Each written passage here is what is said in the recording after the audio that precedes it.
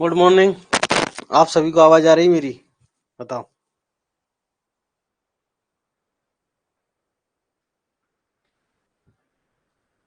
क्या आप सभी को मेरी आवाज आ रही है?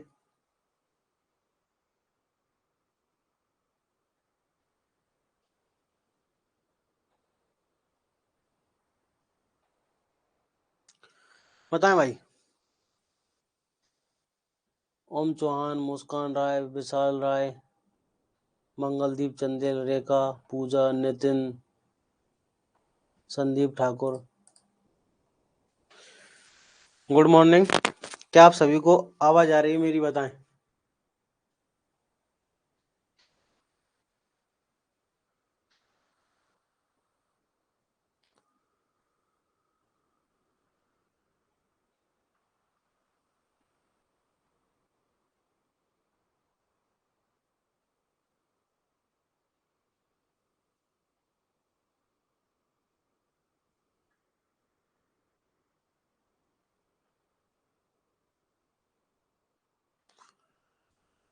Good morning. एक बार सभी लोग जुड़ जाएं, फिर अपन चालू करेंगे ना। अभी पहला दिन है। आवाज क्लियर आ रही है? आवाज क्लियर आ रही है?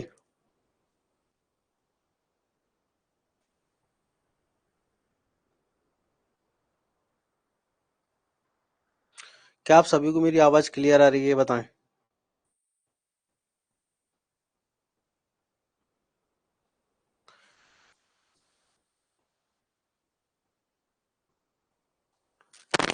आप सभी लोग जुड़ जाएं, फिर अपन चालू करते हैं भाई। आवाज क्लियर है ना? बताओ। आज अपन है ना बहुत ही इंपॉर्टेंट टॉपिक शुरुआत करेंगे, बिल्कुल जीरो लेवल से। अभी एमपी टेट का एग्जाम हुआ था कुछ दिन पहले। हुआ था कि नहीं व्यापम से ही? तो उसमें प्लांट फिजियोलॉजी के बहुत सारे क्वेश्चन, 15-20 क्वेश्चन पूछे थे प्लांट फिजियोलॉजी अकेले से। ठीक है ना। प्लांट फिजियोलॉजी नाम का जो टॉपिक था ना, उससे लगभग 15-20 प्रश्न पूछे थे। तो सबसे इंपॉर्टेंट टॉपिक है, तो सबसे पहले उसी को अपन पढ़ना चालू करेंगे, बिल्कुल वो जीरो से, बेसिक से। हिंदी प्लस इंग्लिश कॉम्बिनेशन के अंदर। तो जो इंग्लिश मीडियम के उनको भी समझ में आ जाएगा, जो हिंदी मीडियम के उनको तो पूरा अच्छे से समझ में आएगा। ठीक है। आपको हर चीज समझ में आएगी बिल्कुल क्लियरली। बस घबराए नहीं। आप क्या करें, एक रजिस्टर लेके बैठे साथ में और प्रॉपर नोट्स बनाते चले। ठीक है। और एक बात ध्यान से सुनना, ये यूट्यूब नहीं है ना। आप ध्यान लगातार कमेंट करते चल रहे हो। कमेंट बिल्कुल भी नहीं करना। अगर आपको कोई डाउट है तो लिखिए। आपने देखा ना यूट्यूब पे लाइव क्लास चलती है, लोग है ना जय श्री राम, जय हिंद और दुनिया भर की चीजें यहाँ नहीं लिखना। ये अपना पेड कोर्स है। जो आपको डाउट है वो लिखिए, नहीं चुपचाप बोर्ड पर देखिए और अपना काम करते रहिए, नोट्स बनाते रहिए। ठीक है ना। कुछ क्या समझते हैं यूट्यूब की तरह यहाँ भी जय हिंद, जय श्री राम, जय भारत चलता रहता है, वो नहीं करना। ठीक है ना। मैं ब्लॉक कर दूंगा तो हमारा कमेंट सेक्शन देखना बंद हो जाएगा। अपने को इससे क्या ध्यान भंग होता है। मैं सोचता हूँ किसी ने कुछ डाउट पूछा है, तो डाउट फिर मेरा नजर उधर जाती है, इससे क्या डिस्टरबेंस होता है। ठीक है। चलिए आ गए सभी लोग, चालू करें। बहुत ही बेसिक से चालू करेंगे। देखो अपन पढ़ने का तरीका मैं आपको बता देता हूँ, अपन पढ़ेंगे कैसे। सबसे पहले अपन है ना जो टफ सब्जेक्ट है प्लांट फिजियोलॉजी स्टार्ट करेंगे। बहुत कठिन टॉपिक, कठिन तो नहीं है लेकिन इंपॉर्टेंट टॉपिक है, हर एग्जाम में इससे प्रश्न पूछे जाते हैं। प्लांट फिजियोलॉजी हिंदी में पढ़ेंगे अपन, पूरा हिंदी मीडियम है। हिंदी में आपको पढ़ने के बाद है ना, देखो रिकॉर्डेड वीडियो मिलेगा। रिकॉर्डेड वीडियो के बाद आपको उसकी पीडीएफ भी मिल जाएगी। अगर आप यहाँ नहीं लिख पाओ तो पीडीएफ में से देखकर आप नोट कर सकते हैं। ठीक है। इसके बाद अपन फिर एग्रोनॉमी, सोइल साइंस, जैसे धीरे धीरे सारे सब्जेक्ट अपन पढ़ना चालू करेंगे। इसके बाद जब अपन टॉपिक पढ़ लेंगे, 7 दिन के अंदर उसका टेस्ट आपको मिल जाएगा, संडे टू संडे। आज अपन भाई मंडे से लेके संडे तक, अपन सैटरडे तक जो भी पढ़ा है उसका रविवार को आपको टेस्ट मिल जाएगा, तो आप टेस्ट दे देना। ठीक। चालू करें। आवाज वगैरह सारी चीज क्लियर है? स्टार्ट करें। तो आज हम पढ़ने वाले हैं, देखो प्लांट फिजियोलॉजी। ठीक है ना। प्लांट फिजियोलॉजी में आपको बता देता हूँ, प्लांट फिजियोलॉजी में हमको पढ़ना क्या क्या होती है। देखो पहले समझ लो एक एक चीज, हमको पढ़ना क्या क्या है। इसको अपन हिंदी में कहते हैं पादप कार्य की। क्या कहते हैं हिंदी में? इसको हम हिंदी में कहते हैं भाई पादप कार्य की। अब इसके अंदर कौन कौन से हमको टॉपिक पढ़ना है प्लांट फिजियोलॉजी के अंदर, हमको देखो कौन कौन से। इसके अंदर पहला हमको टॉपिक पढ़ना है प्रकाश संश्लेषण। ठीक है ना। अभी इसमें एमपी टेट में 5 से 6 प्रश्न पूछे थे अकेले प्रकाश संश्लेषण से। तो अपने को इसको बहुत अच्छे से पढ़ना है, फोटोसिंथेसिस जिसे हम कहते हैं ना, ये हमको पढ़ना है फोटोसिंथेसिस। ठीक। दूसरे नंबर पर हमको पढ़ना है श्वसन। दूसरे नंबर पर हमको क्या पढ़ना है भाई? श्वसन, रेस्पिरेशन पढ़ना है। क्या पढ़ना है, श्वसन रेस्पिरेशन हमको पढ़ना है। तीसरे नंबर पर हमको क्या पढ़ना है, श्वसन के बाद हमको पादपों में वृद्धि जो होती है ना, वृद्धि वाला, पादपों में वृद्धि और हार्मोन, आपने सुना होगा पादप हार्मोन, पादप हार्मोन होते हैं, ऑक्सिन है, जिब्रेलिन है, साइटोकाइनिन है, वो सारी चीज अपने को पढ़ना है। ग्रोथ और ग्रोथ रेगुलेटर होते हैं, पीजीआर प्लांट ग्रोथ रेगुलेटर, वो हमको पढ़ना है। Clear, PGR plant growth regulator हमको, जिनको हम कहते हैं, वो अपने को पढ़ना है, पीजीआर। एक टॉपिक और पढ़ना है अपने को, इसमें क्या पढ़ना है, पादपों में जल संबंध, पादपों में जल संबंध। ये मैं आपको टॉपिक बता रहा हूं, हमको पढ़ना क्या क्या है। पादपों में जल संबंध, वाटर रिलेशन, वाटर रिलेशन, ठीक है, और पादपों में जल अवशोषण, ये 5 टॉपिक इसको हमको पढ़ना है, जिसमें ना ट्रांसपिरेशन भी आ गया, पादपों में जल का अवशोषण, वाटर एब्जॉर्प्शन, तो ये सारे टॉपिक हमको पढ़ना है, ठीक है, एब्जॉर्प्शन, वाटर एब्जॉर्प्शन। तो अगर कोई इंग्लिश मीडियम का है, बिल्कुल उसको हर चीज समझ में आएगी, कोई दिक्कत नहीं, और प्योर हिंदी भी नहीं लिख रहा अपन, हिंदी प्लस इंग्लिश कॉम्बिनेशन, जिससे क्या सबको समझ में आएगा अच्छे से। तो चलिए स्टार्ट करें भाई, ठीक है ना। ये टॉपिक अपने को है ना, इस प्लांट फिजियोलॉजी के अंदर पढ़ना है, ये सारे टॉपिक प्लांट फिजियोलॉजी से। अभी रिसेंट एग्जाम जो हुआ है, मैं आपको बताऊं, रिसेंट एग्जाम भाई एमपी टेट का एग्जाम हुआ है, एमपी टेट वर्ग 1। तो उस वर्ग 1 में लगभग 15 से 16 प्रश्न अकेले प्लांट फिजियोलॉजी से पूछे गए थे, और जो अपन ने नोट्स जो पिछली क्लासेस में जो पढ़ाया हूँ बच्चों को, नोट्स में लगा, उस नोट से एक भी क्वेश्चन बाहर नहीं आया, पूरे के पूरे सारे प्रश्न उनके नोट से आए हुए हैं।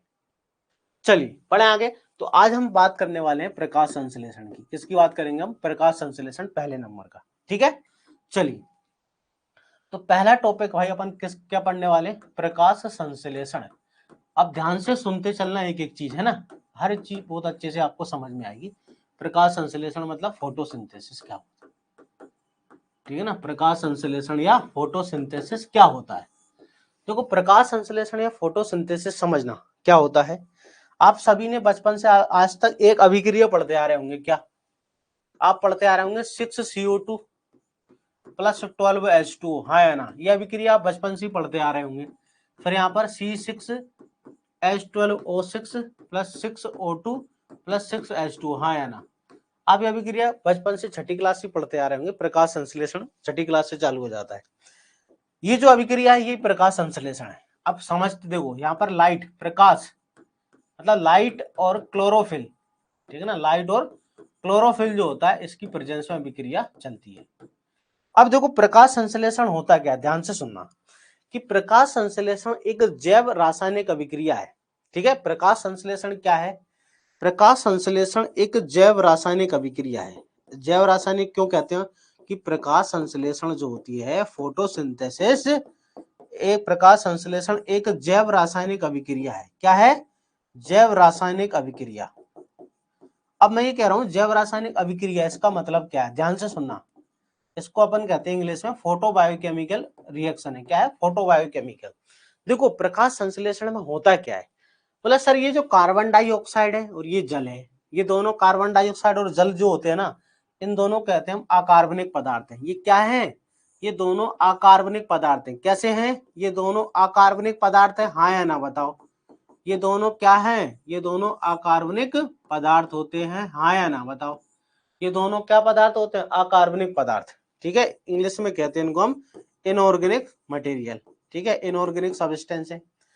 इन अकार्बनिक पदार्थों से, देखो, प्रकाश संश्लेषण एक जैव रासायनिक अभिक्रिया होती है जिसमें अकार्बनिक पदार्थ देख रहे हैं आपको। ये जो अकार्बनिक पदार्थ कौन कौन से, कार्बन डाइऑक्साइड और जल। अकार्बनिक पदार्थ कार्बन डाइऑक्साइड, जल से, ठीक है।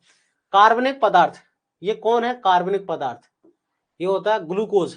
ये देख रहा है आपको, ये ग्लूकोज है, ये है कार्बनिक पदार्थ, मतलब ग्लूकोज, है ना। क्या है भाई, ये ऑर्गेनिक मटेरियल, कार्बनिक पदार्थ, ठीक है। ऑर्गेनिक मटेरियल का निर्माण होता है किसकी उपस्थिति में, प्रकाश व क्लोरोफिल की उपस्थिति में। देखो क्या है, कि प्रकाश संश्लेषण एक जैव रासायनिक अभिक्रिया होती है जिसमें जिसमें हरे पौधे, ध्यान से सुनना, जिसमें हरे पौधे अकार्बनिक पदार्थ, अकार्बनिक पदार्थ मतलब कार्बन डाइऑक्साइड और जल, अकार्बनिक पदार्थों से प्रकाश और क्लोरोफिल की उपस्थिति में कार्बनिक पदार्थ कौन, ग्लूकोज का निर्माण करते हैं, और ऑक्सीजन एक सह उत्पाद बाई प्रोडक्ट के रूप में बाहर निकल जाती है।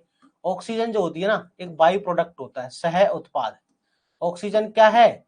एक सह उत्पाद है, बाई प्रोडक्ट है ना। ऑक्सीजन क्या है? बाई प्रोडक्ट है। बात समझ में आ गई आपको? ऑक्सीजन क्या है? एक बाई प्रोडक्ट है। बात समझ में आई?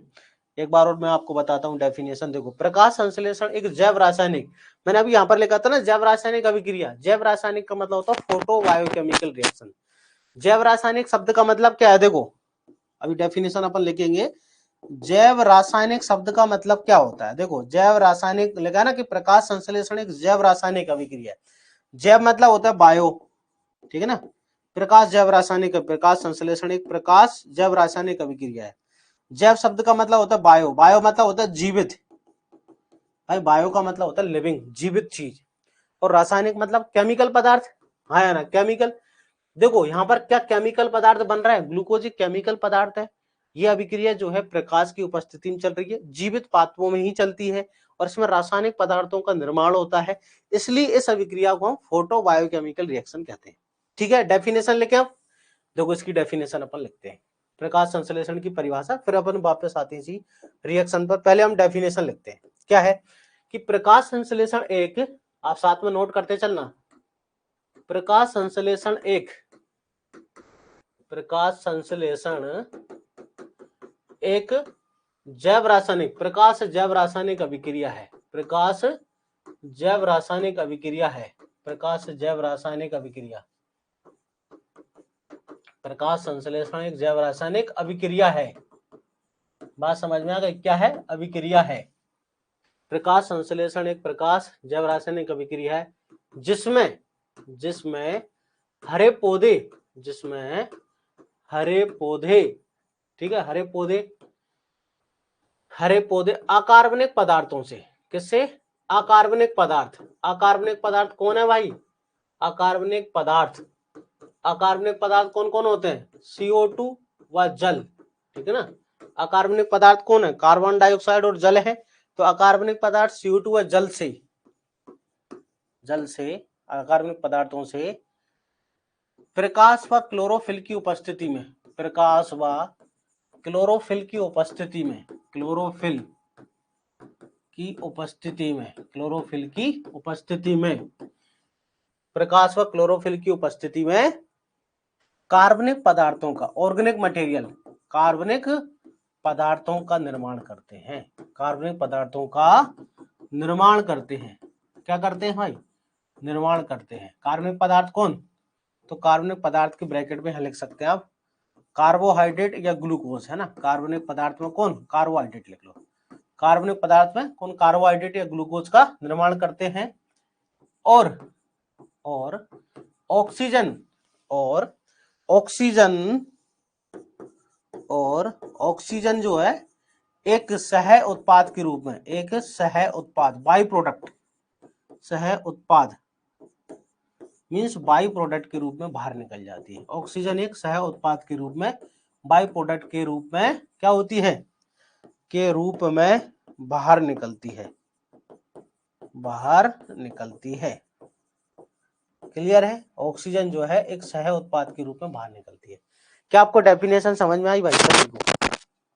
ये सुनो, क्या आपको प्रकाश संश्लेषण की परफेक्ट डेफिनेशन है?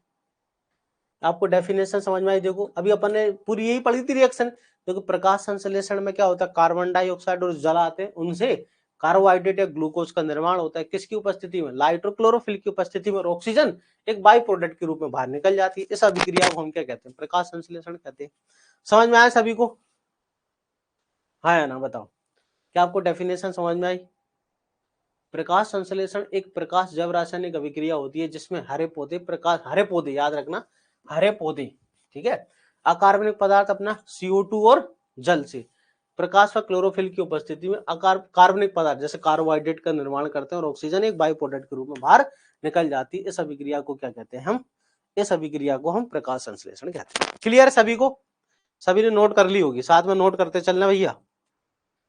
अब इधर देखो, मोस्ट इंपोर्टेंट बात क्या, अगला पेपर में प्रश्न पूछा जाएगा। ये जो अभिक्रिया है ना, ये जो अभिक्रिया है, देखो ध्यान से सुनना, ये जो अभिक्रिया आपको नजर आ रही है, अगला प्रश्न आपसे पेपर में क्या पूछा जाएगा? ध्यान से सुनना। क्या किस अभिक्रिया में जल जो होता है ना, अब इसको मैं हटा दूं, ये कार्बनिक पदार्थ जो अपन ने लिखे थे ना, आप लेके रहने देना, या थोड़ा जगह मेरे पास कम है इसलिए मेरे को हटाना पड़ रही है। अब इधर बात ध्यान से सुनना, क्या ध्यान से सुनोगे आप। अब इधर देखो, इस अभिक्रिया में ये जो ग्लूकोज बन रहा है ना, ये जो ग्लूकोज, ये जो ग्लूकोज के अंदर 6 कार्बन आपको नजर आ रहे हैं, हाँ या ना। ये जो CO2 है ना, याद रखना, इस CO2 का क्या होता है, CO2 से ही ग्लूकोज बनता है। ये जो CO2 दिख रहा है ना, इसमें 6 कार्बन है, इस ग्लूकोज के अंदर भी 6 कार्बन आपको।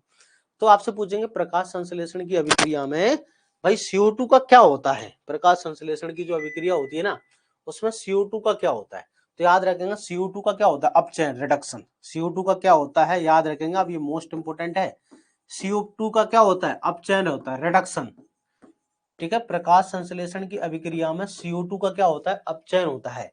और मोस्ट इंपोर्टेंट, ये ऑक्सीजन आपको दिख रही है, ये वाली जो ऑक्सीजन, ये क्वेश्चन अभी आया था पेपर में, अभी एमपी टेट के क्वेश्चन आया था कि प्रकाश संश्लेषण के दौरान जो ऑक्सीजन गैस निकलती है ना, वो कहां से आती है, ऐसा प्रश्न आया था, वो जल से आती है। ठीक है, याद रखेंगे आप कि प्रकाश संश्लेषण के दौरान जो ऑक्सीजन गैस निकलती है ना, जो आज हम भाई ऑक्सीजन गैस लेके तो जिंदा है, हम जिंदा रहने के लिए क्या करते हैं, ऑक्सीजन ले रहे हैं। ऑक्सीजन कहां से आती है, ये पादप निकाल रहे हैं, ये जो प्लांट है हमारे चारों तरफ दुनिया भर में, ये जो प्लांट है यही तो ऑक्सीजन गैस निकालते हैं। तो प्लांट में ऑक्सीजन गैस कहां से आती है, ऐसा पेपर में प्रश्न आता है कि प्रकाश संश्लेषण के दौरान जो ऑक्सीजन गैस निकलती है वो कहां से आती है। तो प्रकाश संश्लेषण के दौरान जो ऑक्सीजन गैस निकलती है वो कहां से आती है, जल से। तो जल का क्या होता है, जल का होता है ऑक्सीकरण। इस अभिक्रिया में क्या लिखेंगे आप, जल का होता है भाई ऑक्सीकरण। ठीक है, क्या लिखेंगे, जल का होता है ऑक्सीकरण, मतलब ऑक्सीडेशन। क्या बात समझ में आ गई आप सभी को, हाँ या ना। तो आपसे अगर कोई पूछता है कि प्रकाश संश्लेषण की अभिक्रिया में जल का क्या होता है, तो जल का होता है ऑक्सीकरण और CO2 का होता है अपचयन। क्या बात समझ में आ गई, बताओ। तो ऐसा प्रश्न आपसे पूछेंगे कि प्रकाश संश्लेषण में जो ऑक्सीजन गैस निकलती है ना, वो कहां से आती है। तो प्रकाश संश्लेषण में जो ऑक्सीजन गैस निकलती है वो कहां से आती है, जल से। याद रखना, ये प्रश्न आता है बार बार एग्जाम में कि प्रकाश संश्लेषण के दौरान जो ऑक्सीजन गैस निकलती है वो कहां से आती है। तो प्रकाश संश्लेषण के दौरान जो ऑक्सीजन गैस निकलती है वो जल से आती है। और ये वाली जो ऑक्सीजन नजर आ रही है आपको, यहाँ भी तो ऑक्सीजन है, बोले मतलब ये वाली जो ऑक्सीजन देख रही है 6 वाली, ये वाली होती है, ये वाली, ये जो ऑक्सीजन है ना यहाँ पर, ये वाली ऑक्सीजन ये है। और ये वाली जो ऑक्सीजन आपको नजर आ रही है जल जल के अंदर जो जा रही है, जल के अंदर ये वाली जो ऑक्सीजन है ना, ये होती है। बात समझ में आ गई, बताओ, क्लियर है, ये लिख लेना दोनों बात अपचयन। तो अगर कोई अभिक्रिया है जिसमें अपचयन और ऑक्सीकरण दोनों घटनाएं होती हैं, तो उसे कहते हैं हम रेडॉक्स अभिक्रिया। क्या कहते हैं, रेडॉक्स। तो प्रकाश संश्लेषण एक अभिक्रिया, एक रेडॉक्स अभिक्रिया होती है, याद रखना। प्रकाश संश्लेषण की अभिक्रिया कैसी होती है, एक रेडॉक्स अभिक्रिया होती है। क्या लिखेंगे अपन कि प्रकाश संश्लेषण की अभिक्रिया एक रेडॉक्स अभिक्रिया होती है। क्या लिखना है, प्रकाश संश्लेषण, ठीक है ना, एक रेडॉक्स अभिक्रिया है। क्या है, रेडॉक्स, रेडॉक्स अभिक्रिया है। रेडॉक्स का मतलब क्या होता है भाई, ऐसी अभिक्रिया जिसमें ऑक्सीकरण अपचयन दोनों होते हैं, उसे क्या बोलते हैं, रेडॉक्स। बात समझ में आ गई। रेडॉक्स रिएक्शन का मतलब क्या होता है, रेडॉक्स का मतलब होता है जिसमें क्या हो, अपचयन भी हो, ठीक है ना, ऑक्सीकरण भी होता है, और ऑक्सीकरण दोनों घटनाएं होती है ना, ऑक्सीकरण, ऐसी अभिक्रियाएं जिसमें अपचयन और ऑक्सीकरण दोनों होते हैं, उन्हें क्या बोलते हैं, रेडॉक्स अभिक्रिया कहते हैं। उन्हें क्या कहते हैं, रेडॉक्स अभिक्रिया कहते हैं। बात समझ में आ गई ना, जिसमें क्या होता हो, जिसमें रिडक्शन होता हो, जिसमें क्या होता हो, रिडक्शन होता हो, और जिसमें ऑक्सीडेशन होता हो, ऐसी अभिक्रियाओं को क्या कहते हैं। तो ऐसी अभिक्रियाओं को हम, याद रखना, क्या कहते हैं, रेडॉक्स। तो प्रकाश संश्लेषण की अभिक्रिया कैसी है, रेडॉक्स अभिक्रिया है। अब देखो एक बात बताओ, प्रकाश संश्लेषण की अभिक्रिया में ऊर्जा जो है, लाइट लगती है, हाँ या ना। प्रकाश संश्लेषण की अभिक्रिया में प्रकाशीय ऊर्जा रासायनिक ऊर्जा बदलती है, लाइट जो होता है उससे एटीपी बाद में चल के ग्लूकोज बनता है, हाँ या ना। तो प्रकाश संश्लेषण में क्या होता है, कौन सी ऊर्जा किसमें बदलती है, प्रकाश संश्लेषण में, प्रकाश संश्लेषण में प्रकाशीय ऊर्जा, कौन सी ऊर्जा, प्रकाशीय ऊर्जा, ठीक है, प्रकाशीय ऊर्जा किसमें बदलती है, प्रकाशीय ऊर्जा रासायनिक ऊर्जा में बदलती है, ठीक है ना, रासायनिक ऊर्जा में बदलती है। बात समझ में आ गई, रासायनिक ऊर्जा में बदलती है। ठीक है, बदलती है। क्या होती है? बदलती है। लाइट एनर्जी केमिकल एनर्जी में कन्वर्ट होती है यहाँ पर, ठीक है ना, याद रखना, लाइट एनर्जी जो है वो केमिकल एनर्जी में कन्वर्ट होती है। चलिए अगला महत्वपूर्ण पॉइंट क्या है, यहां तक क्लियर है? बताओ, हाँ है ना? अरे क्लियर हुआ? एक बात बताओ, ध्यान से सुनना,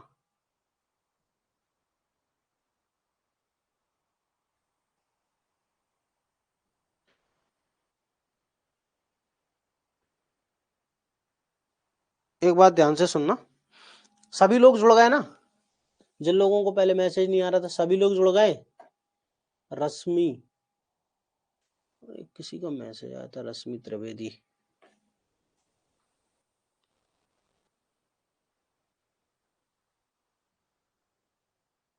सभी जुड़ गए? कोई ऐसा तो है नहीं भैया जिसको ना दिख रहा हो? दिख रहा है ना सभी को? आ गए ना? चलिए यहां तक क्लियर है क्या? बताओ पहले, जो अपन ने इतना सारी अभी चीज पढ़ी है ये क्लियर है? बताएं हाँ या ना।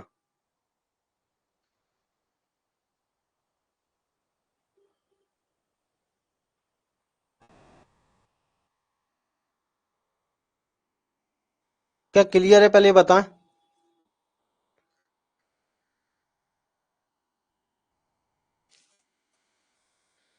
क्लियर है सभी को? किसी को कोई डाउट?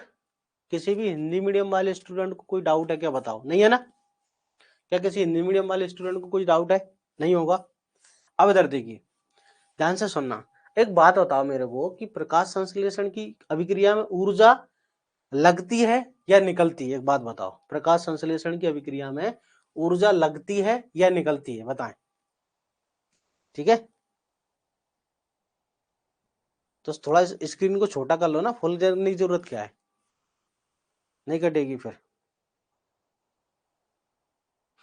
एक बात बताओ मेरे को, प्रकाश संश्लेषण की अभिक्रिया में ऊर्जा लगती है या निकलती है? एक बात बताओ, प्रकाश संश्लेषण की अभिक्रिया में ऊर्जा लगती है या निकलती है? आप खुद सोच दो। प्रकाश संश्लेषण की अभिक्रिया में जो लाइट है वो अंदर जाती है, हाँ या ना? लाइट अंदर जाती होगी भाई, लाइट तो जाती है, तो ऊर्जा लगती है या निकलती है? बताओ, ऊर्जा लगती है तो निकलती है? तो आंसर ऊर्जा अंदर जाती है, हाँ या ना? ऊर्जा जो है लगती है, बिल्कुल। तो ऐसी अभिक्रियाएं जिनमें ऊर्जा अंदर जाती है, जिन अभिक्रियाओं में ऊर्जा क्या होती, खर्च नहीं होती, ऊर्जा लगती है, उन अभिक्रियाओं को क्या बोलते हैं हम? तो उन्हें कहते हैं ऊष्मा शोषी। क्या कहते हैं? ऊष्मा शोषी अभिक्रियाएं। बात समझ में आ गई?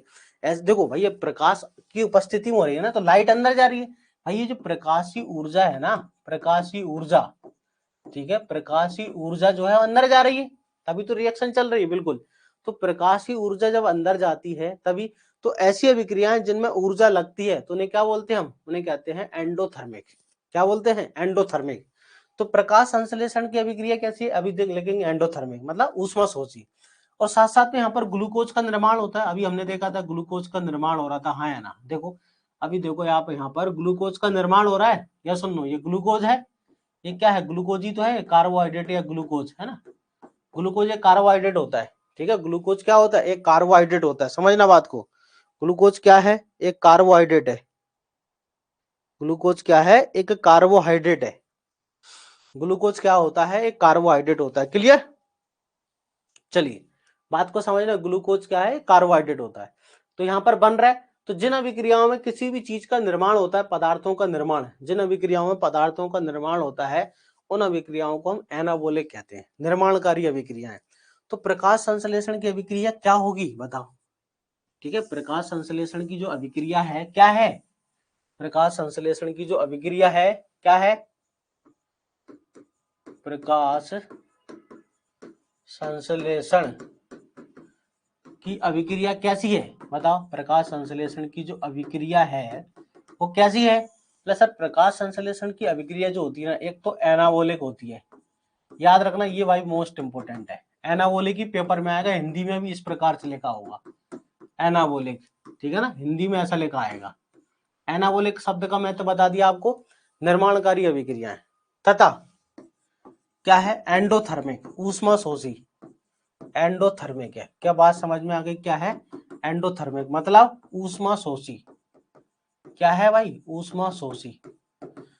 ठीक है, अभिक्रिया है। तो प्रकाश संश्लेषण की अभिक्रिया कैसी है, एक तो बताएंगे एनाबोलिक और दूसरा ऊष्मा शोषी होती है। क्लियर है यहां तक सभी को।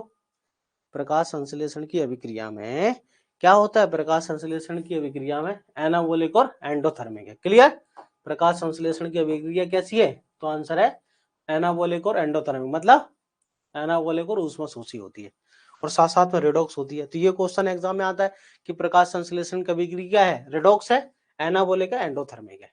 क्लियर हो गया सभी को, बताओ। ये बिल्कुल बेसिक चल रहा है, सारी चीज क्लियर है यहां तक सभी को, हाँ है ना। अब देखिए हम आगे पढ़ते हैं। देखो इस दुनिया में सबसे ज्यादा प्रकाश संश्लेषण करता कौन है, पहले सबसे महत्वपूर्ण प्रश्न, इस दुनिया में सबसे पहले प्रकाश संश्लेषण किया किसने।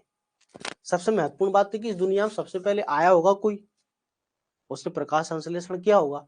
तो पृथ्वी पर सबसे पहला जीव जिसने प्रकाश संश्लेषण किया वो था बैक्टीरिया। कौन था, बैक्टीरिया। ध्यान से सुनना, पृथ्वी पर पहला जीव जिसने प्रकाश संश्लेषण किया वो कौन है, तो अपन क्या लिखेंगे, प्रथम प्रकाश संश्लेषी जीव। प्रथम प्रकाश संश्लेषी जीव जो होता है ना भाई, पृथ्वी जब बनी होगी, उत्पन्न हुई होगी, आज से हजारों साल पहले पृथ्वी की उत्पत्ति हुई है। पृथ्वी की उत्पत्ति के संबंध है ना, संबंध में एक सिद्धांत चलता है बिग बैंग थ्योरी। आज से 3.4 बिलियन ईयर्स पहले की पृथ्वी की उत्पत्ति हुई है। तो प्रथम प्रकाश संश्लेषी जीव कौन सा है, तो आंसर बताओगे बैक्टीरिया। लेकिन एक महत्वपूर्ण बात क्या है कि सारे जो बैक्टीरिया है ना, इसके प्रकाश संश्लेषण से कभी भी ऑक्सीजन नहीं निकलती है। बैक्टीरिया प्रकाश संश्लेषण तो करता है, लेकिन इसके प्रकाश संश्लेषण से कभी भी ऑक्सीजन गैस नहीं निकलती है। तो फिर ऐसा जीव कौन सा है पृथ्वी पर जिसके प्रकाश संश्लेषण से पहली बार ऑक्सीजन गैस निकली। ऐसा पृथ्वी पर कौन सा जीव हुआ पहला जिसके प्रकाश संश्लेषण से ऑक्सीजन गैस निकली। अगर भैया पृथ्वी पर ऑक्सीजन गैस नहीं होती तो बताओ आज हम होते क्या, पृथ्वी पर नहीं होते ना। हम बिना ऑक्सीजन के रह सकते हैं क्या, नहीं रह सकते। जानवर रह सकते हैं क्या, नहीं रह सकते। पक्षी रह सकते हैं क्या, नहीं रह सकते। मतलब ऐसे जीव जो ऑक्सीजन की उपस्थिति में जिंदा रहते हैं, क्या आज वो होते पृथ्वी पर, नहीं होते। अगर ऑक्सीजन नहीं होती तो पृथ्वी के वातावरण पर ऑक्सीजन की उत्पत्ति पहली बार किसने की, तो आपसे पूछेंगे प्रथम ऑक्सीजन एक प्रकाश संश्लेषण करने वाला जीव कौन सा है। ठीक है ना, एनाबोलिक पता है ना अभी आपको, एनाबोलिक का मतलब निर्माणकारी अभिक्रियाएं, अभी थोड़ी देर पहले तो बना है। एनाबोलिक का मतलब निर्माणकारी, मतलब कार्बोहाइड्रेट बन, जब किन्हीं अभिक्रियाओं में किसी भी पदार्थ का निर्माण होता है ना, निर्माणकारी अभिक्रियाओं को बोलते हैं एनाबोलिक। जहां चीजें बनती हैं, बनने वाली चीजों को क्या बोलते हैं, एनाबोलिक। टूटने वाली चीजों को क्या बोलते हैं, कैटाबोलिक। ठीक है, चलिए। तो प्रथम ऑक्सीजनिक जीव कौन सा है, प्रथम ऑक्सीजनिक, बताओ प्रथम ऑक्सीजनिक प्रकाश संश्लेषण, बताओ ऑक्सीजनिक प्रकाश संश्लेषी जीव कौन सा है। ऑक्सीजनिक का मतलब समझ में आ गया कि जिसके प्रकाश संश्लेषण से ऑक्सीजन गैस निकली हो। ऑक्सीजन, ऑक्सीजनिक प्रकाश संश्लेषी जीव, प्रकाश संश्लेषी जीव।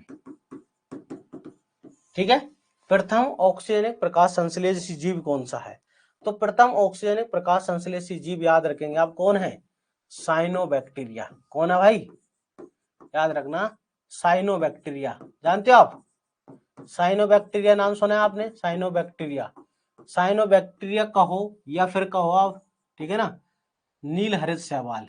क्या कहो आप, नील हरित शैवाल। क्या कहें आप, नील हरित शैवाल, ब्लू ग्रीन एल्गी।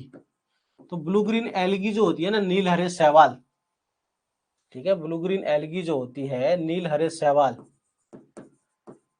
ठीक है ना, नील हरित शैवाल। इंग्लिश में क्या लिखते हैं, साइनोबैक्टीरिया को साइनोबैक्टीरिया लिखते हैं, इसको लिखते हैं ब्लू ग्रीन एल्गी। क्या लिखते हैं, ब्लू ग्रीन एल्गी। क्या लिखते हैं इसको हम, ब्लू ग्रीन एल्गी। क्या बात समझ में आ गई। तो पृथ्वी पर पहला ऐसा जीव जिसके प्रकाश संश्लेषण से ऑक्सीजन गैस निकलती है। ठीक है ना,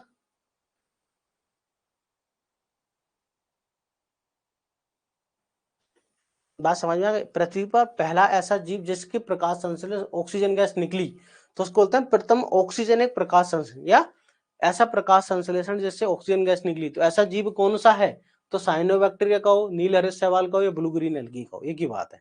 ठीक है, चलिए। इस पृथ्वी पर सबसे ज्यादा प्रकाश संश्लेषण कौन करता है, पृथ्वी का 90% जितना भी प्रकाश संश्लेषण होता है समुद्री जीव सहवाल करती है। याद रखना, पृथ्वी पर कुल प्रकाश संश्लेषण का 90% प्रकाश संश्लेषण जो समुद्री जीव, कौन, सहवाल, एल्गी।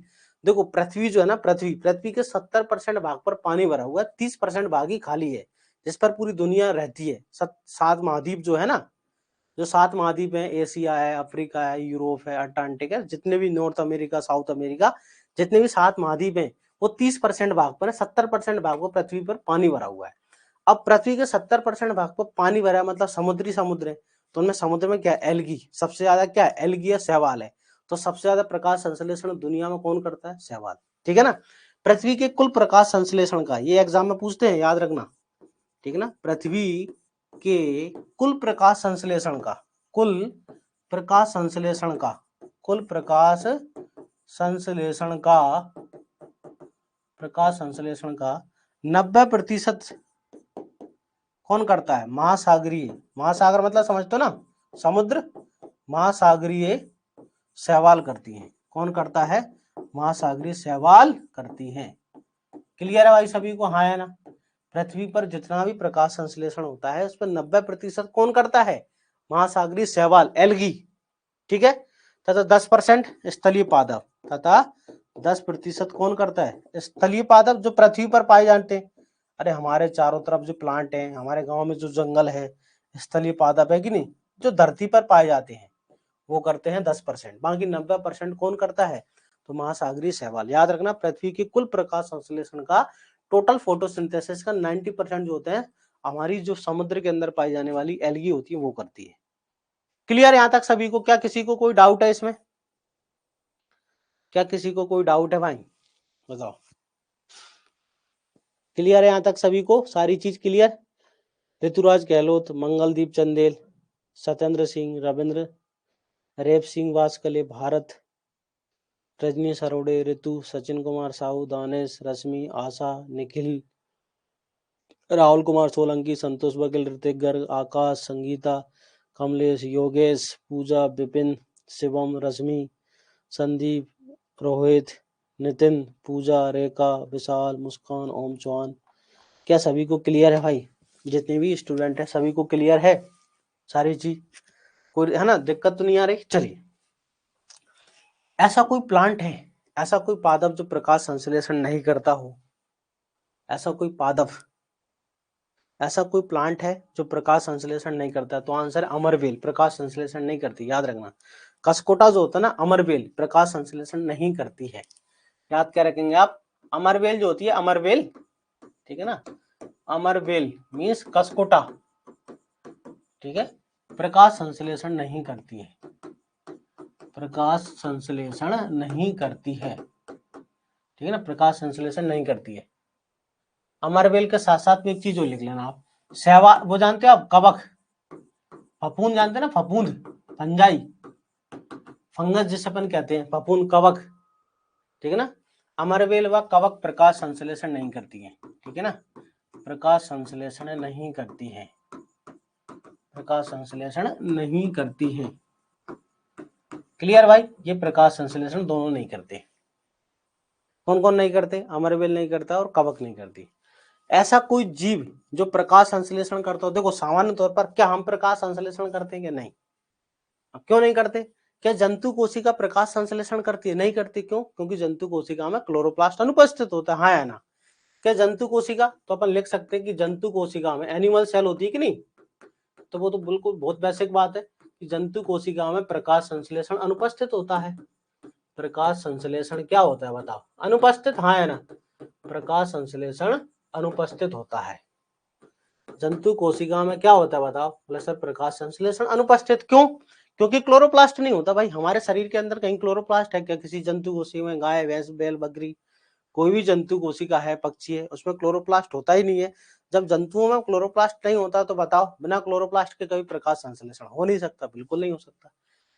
ऐसा कोई है जंतु, तो याद रखना, ऐसी कोई जंतु कोशिका जो पादपों की तरह प्रकाश संश्लेषण, तो याद रखना युगलीना। कौन है? युगलीना का नाम सुना है आपने कभी? युगलीना, युगलीना पादपों की तरह प्रकाश संश्लेषण करने वाला जंतु है। ठीक है ना, पादपों की तरह प्रकाश संश्लेषण करता है, प्रकाश संश्लेषण करता है। यूग्लिना जानते हो आप, का संश्लेषण करता है। यूग्लिना जंतु कोशिका व पादप कोशिका के बीच की कड़ी होता है भाई, ये मोस्ट इंपोर्टेंट बात है। यूग्लिना नाम का जो जीव होता है ना, ये जंतु कोशिका और पादप कोशिका के बीच की कड़ी होता है, याद रखना, मोस्ट इंपोर्टेंट बात है। ये ऐसा जीव है जिसमें पादपों की लक्षण भी पाए जाते हैं, प्रकाश संश्लेषण करता है, और इसमें जंतुओं की भी लक्षण पाए जाते हैं, ठीक है ना। क्लोरोप्लास्ट नहीं होता, क्लोरोप्लास्ट के अंदर क्लोरोफिल होता है, वो भी नहीं होता। बिना क्लोरोप्लास्ट के क्लोरोफिल की तो हम बात ही नहीं कर सकते। क्लोरोप्लास्ट के अंदर क्लोरोफिल होता है, एक बात हमेशा याद रखना, क्लोरोप्लास्ट के अंदर क्लोरोफिल है। जब क्लोरोप्लास्ट ही नहीं है तो क्लोरोफिल कैसे होगा, बात समझना। क्लोरोफिल एक वर्णक होता है, पिगमेंट, जो प्रकाश संश्लेषण के लिए जिम्मेदार होता है, लेकिन वो संरचना, वो अंग जहां प्रकाश संश्लेषण होता है वो है क्लोरोप्लास्ट। तो भाई ना तो क्लोरोप्लास्ट होता ना क्लोरोफिल होता, क्लोरोप्लास्ट के अंदर पाए जाते हैं क्लोरोफिल, ठीक है। बात समझ में आ गई। देखो जंतु कोशिका और पादप कोशिका के बीच की कड़ी होता है, ये लिख लो, यह जंतु कोशिका, यह जंतु कोशिका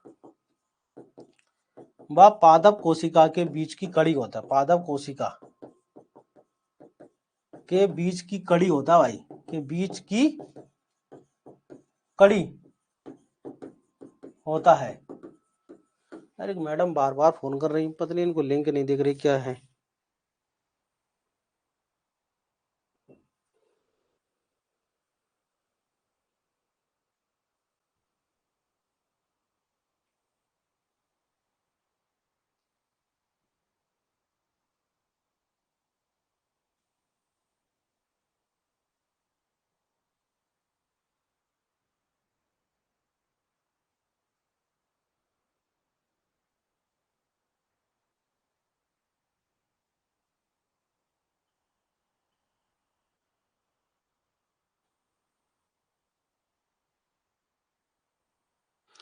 क्लियर।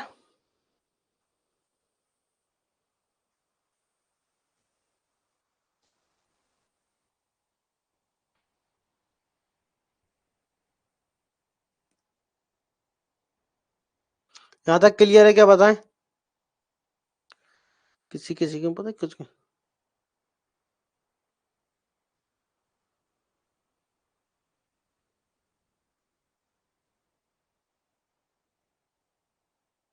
चलिए आगे बढ़े, यहाँ तक क्लियर होगा सभी को। चलिए नितिन, समझ में आ गया था ना भाई, डाउट क्लियर हो गया ना तुम्हारा डाउट नितिन कुमार, कि भाई जंतु कोशिका में ना तो क्लोरोप्लास्ट होता, और क्लोरोप्लास्ट के अंदर ही तो क्लोरोफिल होता है, ना क्लोरोफिल होगा, ठीक है। प्रकाश संश्लेषण कहाँ होता है, मतलब प्रकाश संश्लेषण होता है, याद रखना कहाँ पर, ठीक है ना। प्रकाश संश्लेषण कहाँ होता है, प्रकाश संश्लेषण होता है क्लोरोप्लास्ट के अंदर। क्लोरोप्लास्ट के अंदर पाया जाने वाला वर्णक है, वर्णक पिगमेंट, कौन, क्लोरोफिल, जो कि जिम्मेदार होता है किसके लिए, प्रकाश संश्लेषण के लिए। तो वह संरचना जहां प्रकाश संश्लेषण होगा वो क्लोरोप्लास्ट है। अब देखो मेरी बात ध्यान से सुनना, एग्जाम में एक प्रश्न पूछते हैं, एग्जाम में बहुत सारे पेपर में प्रश्न पूछा गया डायरेक्ट, क्या प्रश्न पूछा गया है कि प्रकाश संश्लेषण का जो क्रियात्मक स्पेक्ट्रम होता है, एक्शन स्पेक्ट्रम या क्रियात्मक स्पेक्ट्रम, ध्यान से सुनना, ये डायरेक्ट पूछा गया कई बहुत सारे एग्जाम में। प्रकाश संश्लेषण का, प्रकाश संश्लेषण का क्रियात्मक स्पेक्ट्रम, प्रकाश संश्लेषण का क्रियात्मक स्पेक्ट्रम, ठीक है ना। क्रियात्मक स्पेक्ट्रम को इंग्लिश में कहते हैं एक्शन स्पेक्ट्रम, क्या कहते हैं, एक्शन स्पेक्ट्रम कहते हैं, ठीक है। क्या कहते हैं, एक्शन स्पेक्ट्रम, ठीक है। प्रकाश संश्लेषण की क्रिया को क्या बोलते हैं हम, एक्शन स्पेक्ट्रम कहते हैं। ये जो एक्शन स्पेक्ट्रम नजर है आपको, ये होता है, याद रखना आपको, लाल नीला, कैसा होता है एक्शन स्पेक्ट्रम, लाल और नीला, लाल और नीला प्रकाश है ना, ये प्रकाश मतलब ये लाइट के नाम है, कलर है ना, लाल प्रकाश, नीला प्रकाश, रेड एंड ब्लू। इसका मतलब पता है क्या आपको, इसका मतलब क्या है, पहले लिख लो फिर मतलब समझाता हूं मैं आपको, कि प्रकाश संश्लेषण का क्रियात्मक स्पेक्ट्रम, एक्शन स्पेक्ट्रम होता है रेड एंड ब्लू, और उसका अवशोषण, प्रकाश संश्लेषण का अवशोषण स्पेक्ट्रम जो होता है ना, अवशोषण, दोनों का मतलब मैं आपको अभी बताता हूँ ना, पहले आप लिख लो अवशोषण स्पेक्ट्रम। तो अवशोषण स्पेक्ट्रम जो होता है, ठीक है ना, अवशोषण स्पेक्ट्रम जो होता है इंग्लिश में जैसे हम कहते हैं एब्जॉर्प्शन स्पेक्ट्रम, ठीक है, इंग्लिश में कहते हैं इसको हम एब्जॉर्प्शन स्पेक्ट्रम, ठीक है ना, इंग्लिश में क्या कहते हैं इसको, एब्जॉर्प्शन स्पेक्ट्रम कहते हैं। ये होता है ब्लू, नीला और लाल। कैसा होता है, नीला और लाल। कैसा होता है, नीला लाल, ठीक है ना भाई, कैसा होता है, ब्लू एंड रेड। क्लियर, कैसा होता है, ब्लू एंड रेड। अब इसका मतलब क्या है, अब आपके दिमाग में डाउट आ रहा होगा कि सर इन दोनों बातों का मतलब क्या है। देखो इन दोनों बातों का मतलब ये है, एक्शन स्पेक्ट्रम का मतलब, पहले इसका मतलब समझो कि प्रकाश संश्लेषण की दर सबसे अधिक होती है लाल प्रकाश में, और फिर दूसरे नंबर पर होती है नीले प्रकाश में। ये दर बताता है।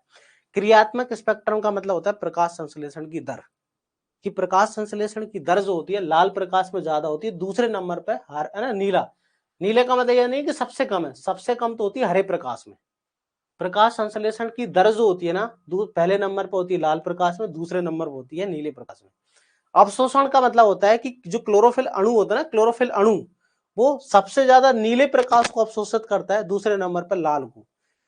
बात समझ में, क्लोरोफिल नाम का जो अणु होता है ना, क्लोरोफिल ए है, क्लोरोफिल बी है, तो जो क्लोरोफिल ए होता है ना, क्लोरोफिल ए, याद रखना वो नीले प्रकाश को सबसे ज्यादा अवशोषित करता है, दूसरे नंबर पर लाल प्रकाश को अवशोषित करता है। तो हमको लिखते हैं अवशोषण स्पेक्ट्रम होता है नीला लाल। बात समझ में आ गई।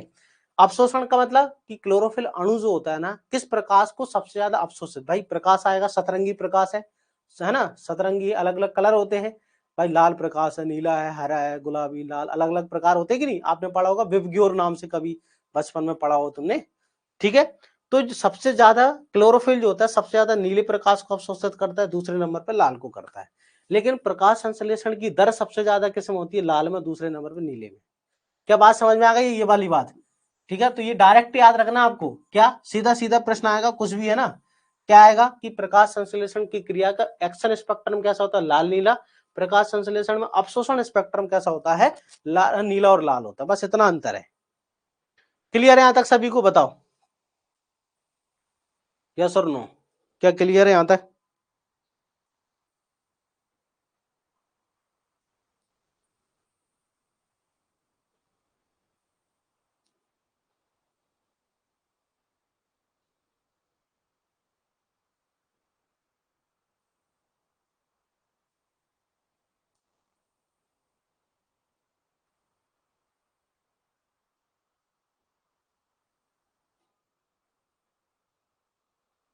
क्लियर है यहां तक सभी को, आगे बढ़े।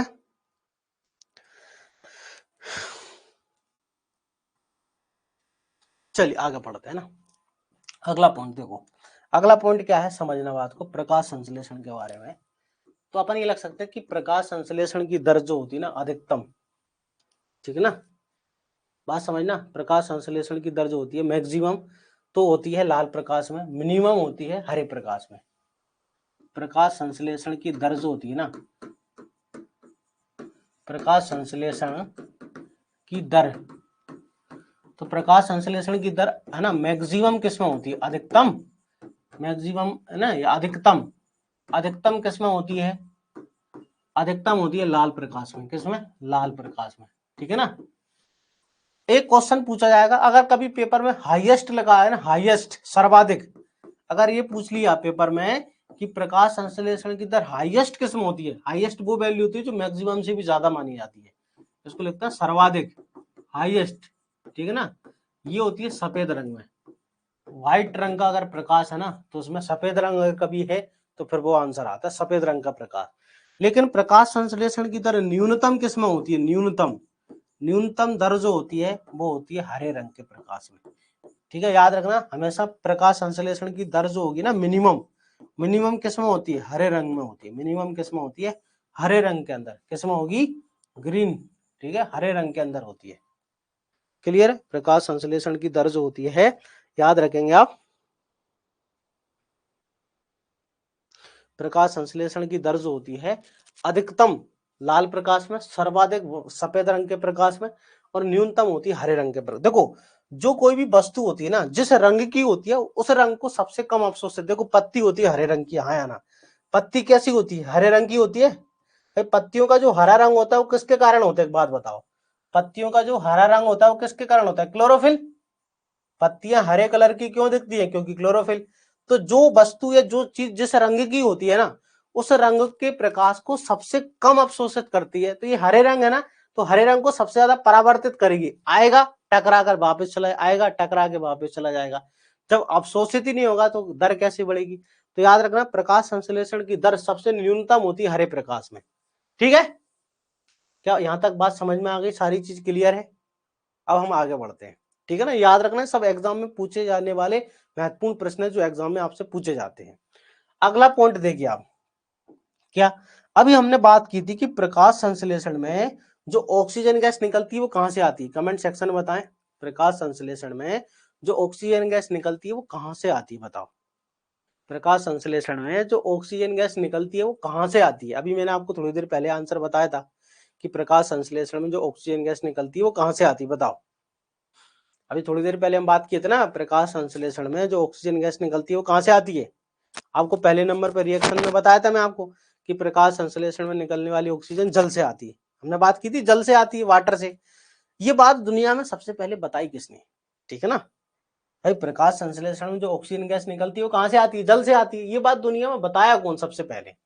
देखो, प्रकाश संश्लेषण में, ठीक है ना, प्रकाश संश्लेषण में निकलने वाली ऑक्सीजन में, निकलने वाली ऑक्सीजन जो होती है ना, निकलने वाली ऑक्सीजन, प्रकाश संश्लेषण में निकलने वाली ऑक्सीजन कहां से आती है? जल से आती है। कहां से आती है? जल, H2O से आती है। अब ये बात बताई किसने सबसे पहली बार? ठीक है ना, ये बात सबसे पहले देखो एक व्यक्ति थे वॉन नील नाम के वैज्ञानिक, ये है ना, सबसे पहले ये बात किसने बताई? वॉन नील नाम के व्यक्ति ने। ठीक है ना, वॉन नील नाम के एक साइंटिस्ट हुए। ठीक है ना, वॉन नील ये कौन है? वैज्ञानिक है ना। वॉन नील ने सबसे पहली बार बताया थे कि प्रकाश संश्लेषण में निकलने वाली ऑक्सीजन जल से आती है। ठीक है ना, बात समझ में आ गई? सबसे पहले इन्होंने सल्फर बैक्टीरिया पर प्रयोग किया। ठीक है, सल्फर बैक्टीरिया पर प्रयोग, किस पर प्रयोग किया? सल्फर बैक्टीरिया पर प्रयोग किया इन्होंने। ठीक है ना, इन्होंने क्या किया? देखो, इन्होंने 6CO2, पानी की जगह इन्होंने सल्फर का इस्तेमाल किया। पानी की जगह किसका इस्तेमाल किया? सल्फर का, H2S। यहाँ पर पानी पड़ता है, पर पानी की जगह इन्होंने सल्फर लिया प्रयोग करने के लिए। ठीक है, तो यहाँ इनको क्या मिला? इनको यहाँ पर मिला 12S, सल्फर निकल रही है भाई। क्या निकल रही है? सल्फर। बात समझ में आ रही? यहाँ पर क्या निकलती हुई नजर आई इनको? सल्फर निकलती हुई नजर आई। तो ये से सिद्ध हो गया कि प्रकाश संश्लेषण में जो ऑक्सीजन गैस निकलती है वो कहां से आती है? प्रकाश संश्लेषण में निकलने वाली ऑक्सीजन गैस कहां से आती है? सल्फर, पानी से आती है। जब इन्होंने सल्फर का इस्तेमाल किया, ये दिख रहा है आपको सल्फर, यहाँ पर H2S दिख रहा होगा, ये सल्फर यहाँ निकल रही है, निकल रही है, देखो सल्फर 12S लगा, ये S सल्फर। तो इससे सिद्ध हो गया कि प्रकाश संश्लेषण में निकलने वाली ऑक्सीजन, अगर यहाँ पर जल होता तो बाहर क्या निकलता? जल निकलता, हाँ या ना? अगर यहाँ पर जल का इस्तेमाल करते हम H2O का, तो यहाँ पर क्या निकलती? ऑक्सीजन निकलती। अगर हमने जल का प्रयोग नहीं किया तो क्या निकल रही है? बताओ सर, जल का प्रयोग नहीं किया तो क्या निकल रही है? बताएं, यहाँ पर निकल रही है सल्फर। तो इससे सिद्ध हो गया। अरे हाँ या ना? लेकिन ये व्यक्ति, इसके फिर प्रयोग का प्रायोगिक सत्यापन, वो भी एग्जाम में आता है। ये वैज्ञानिक का नाम पूछेंगे कि दुनिया में पहली बार ये बताया कि प्रकाश संश्लेषण में निकलने वाली ऑक्सीजन गैस जल से आती है, सबसे पहले कौन बताया? तो ये बताया सबसे पहले वॉन नाम के वैज्ञानिक बताया कि प्रकाश संश्लेषण में ऑक्सीजन गैस जो निकलती है वो जल से आती है। ठीक है, लाइट और क्रोमेटोफोर यहाँ पर लिखेंगे अपन। बैक्टीरिया में जो प्रकाश संश्लेषी वर्णक कहते हैं ना, बैक्टीरिया में प्रकाश संश्लेषी वर्णकों के समूह को हम क्रोमेटोफोर कहते हैं। ठीक है ना, क्योंकि भाई प्रयोग किस पर किया? सल्फर बैक्टीरिया पर। तो यहाँ पर क्लोरोफिल नहीं लिखेंगे, यहाँ पर लिखेंगे क्रोमेटोफोर। लेकिन ये व्यक्ति का प्रयोग सही है नहीं, इसके प्रयोग का सत्यापन किया 3 वैज्ञानिकों ने। ठीक है, वॉन नील के प्रयोग का प्रायोगिक सत्यापन, मतलब ये व्यक्ति सही कह रहा है नहीं, तो फिर दूसरे साइंटिस्टों ने इसके प्रयोग को दोबारा से करके देखा अलग तरीके से। तो उन्होंने पाया कि हाँ, ये व्यक्ति बिल्कुल सही कह रहा है। क्या कह रहा है? कि प्रकाश संश्लेषण में निकलने वाली जो ऑक्सीजन गैस आती है वो जल से आती है। अगर जल होगा तो ही ऑक्सीजन गैस निकलेगी, नहीं वरना नहीं निकलती है। ठीक है, तो इसके प्रयोग का प्रायोगिक सत्यापन किसका? वॉन नील के प्रयोग का प्रायोगिक सत्यापन किसने किया? वॉन नील जो है कि नहीं, वॉन नील के प्रयोगों का, ठीक है, वॉन नील के प्रयोगों का प्रायोगिक सत्यापन, प्रायोगिक सत्यापन, वॉन नील के प्रयोगों का प्रायोगिक सत्यापन किसने किया? तो 3 वैज्ञानिक हैं, रूबेन, ठीक है, रूबेन, हासिद और कामिन, ये 3 व्यक्तियों के नाम है, ठीक है, ये 3 व्यक्तियों के नाम है, 3 साइंटिस्टों के नाम है। कौन कौन है? रूबेन, हासेद, कामिन, ये 3 व्यक्तियों के नाम है। इन्होंने बोर्नविल के प्रयोगों का प्रायोगिक सत्यापन किया। इन्होंने मोस्ट इंपोर्टेंट क्वेश्चन क्या है, इन्होंने प्रयोग के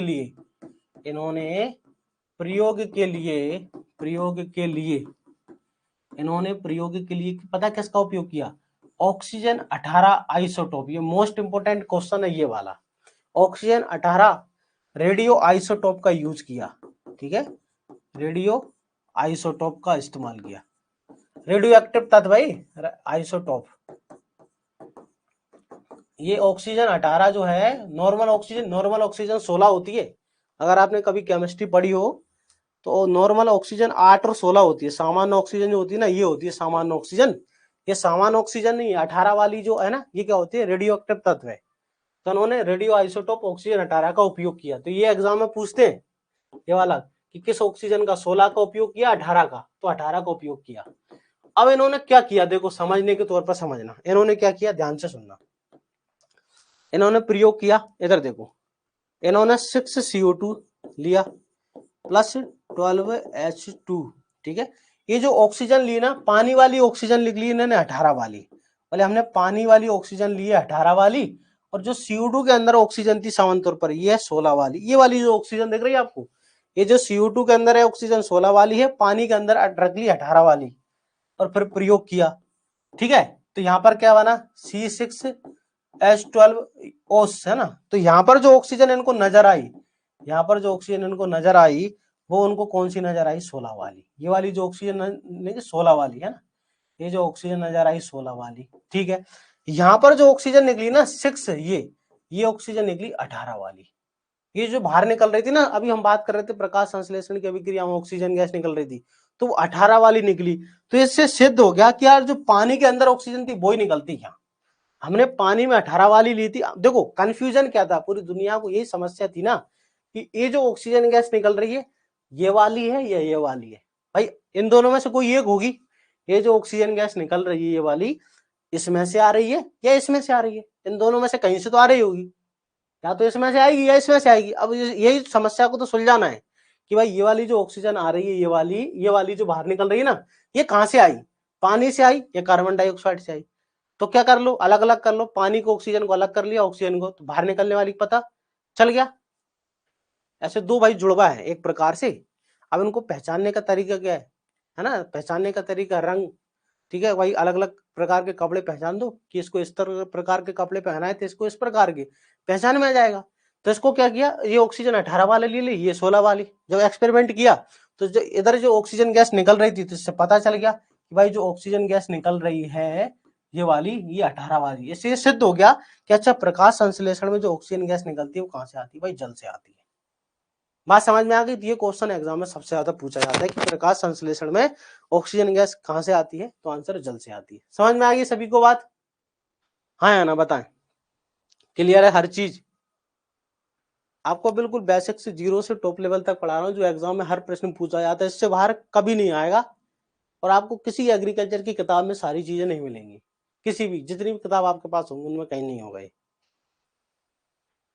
ठीक है, आप जो पढ़ते होंगे नैमरा सुंडा, अरुण कात्यायन, आर के शर्मा, दुनिया भर की किताब, उनमें कहीं नहीं है सारी जानकारी, लेकिन पेपर में यही पूछी जाती है। ठीक है, चलिए आगे पढ़ें। चलिए यहां तक क्लियर है सभी को? यस और नो बताओ।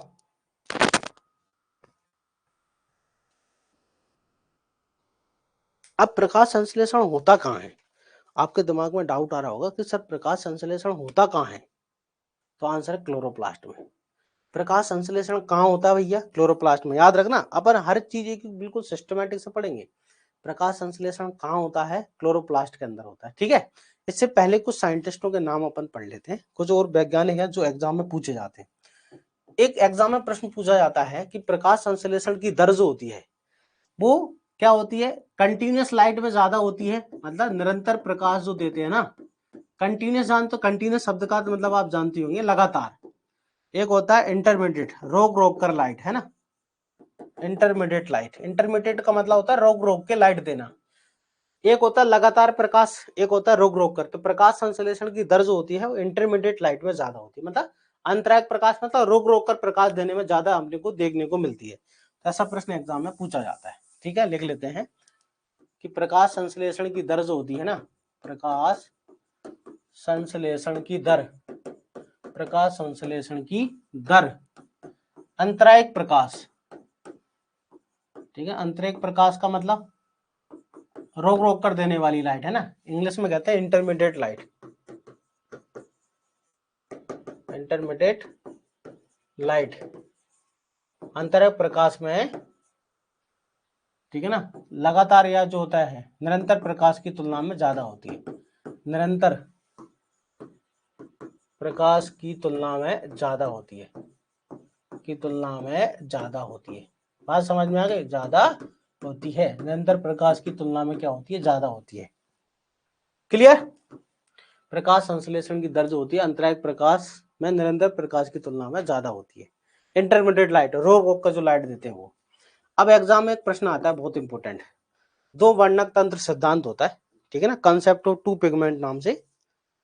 दो वर्णक तंत्र सिद्धांत किसे कहते हैं, किसने दिया, ऐसा एग्जाम में एक प्रश्न पूछा जाता है।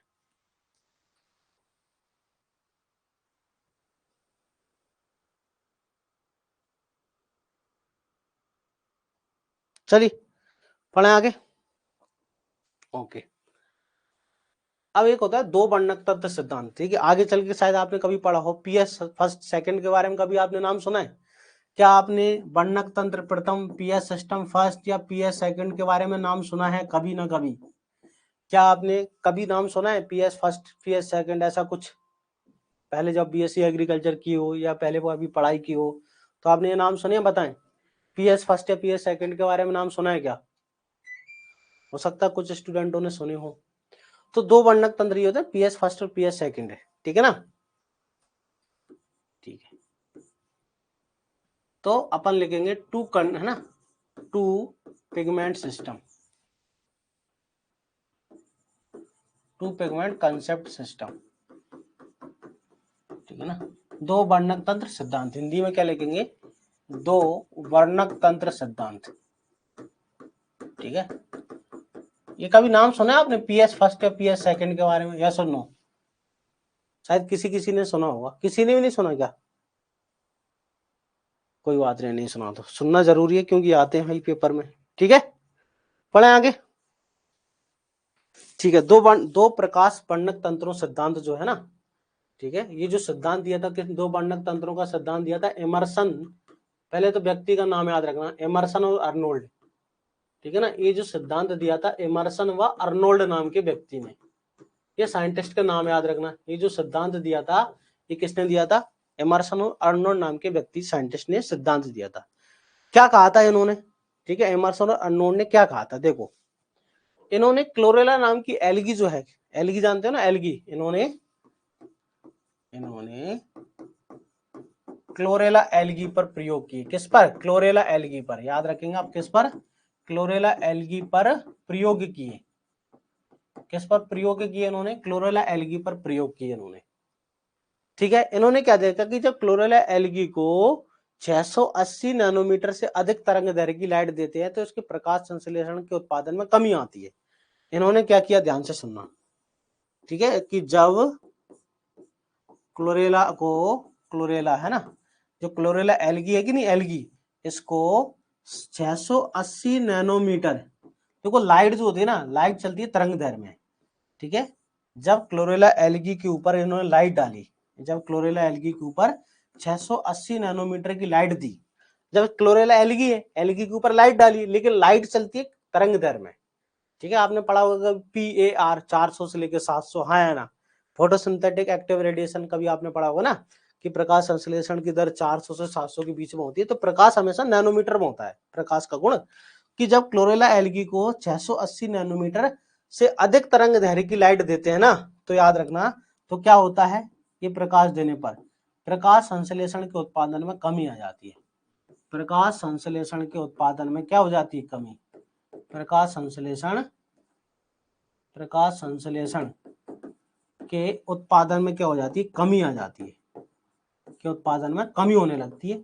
इसी घटना को इन्होंने क्या बोला पता, ये पेपर में बहुत ज्यादा पूछते हैं, इस घटना को बोला उन्होंने रेड ड्रॉप प्रभाव। क्या बोला इस घटना को? रेड ड्रॉप प्रभाव। क्या बोला इस घटना को उन्होंने?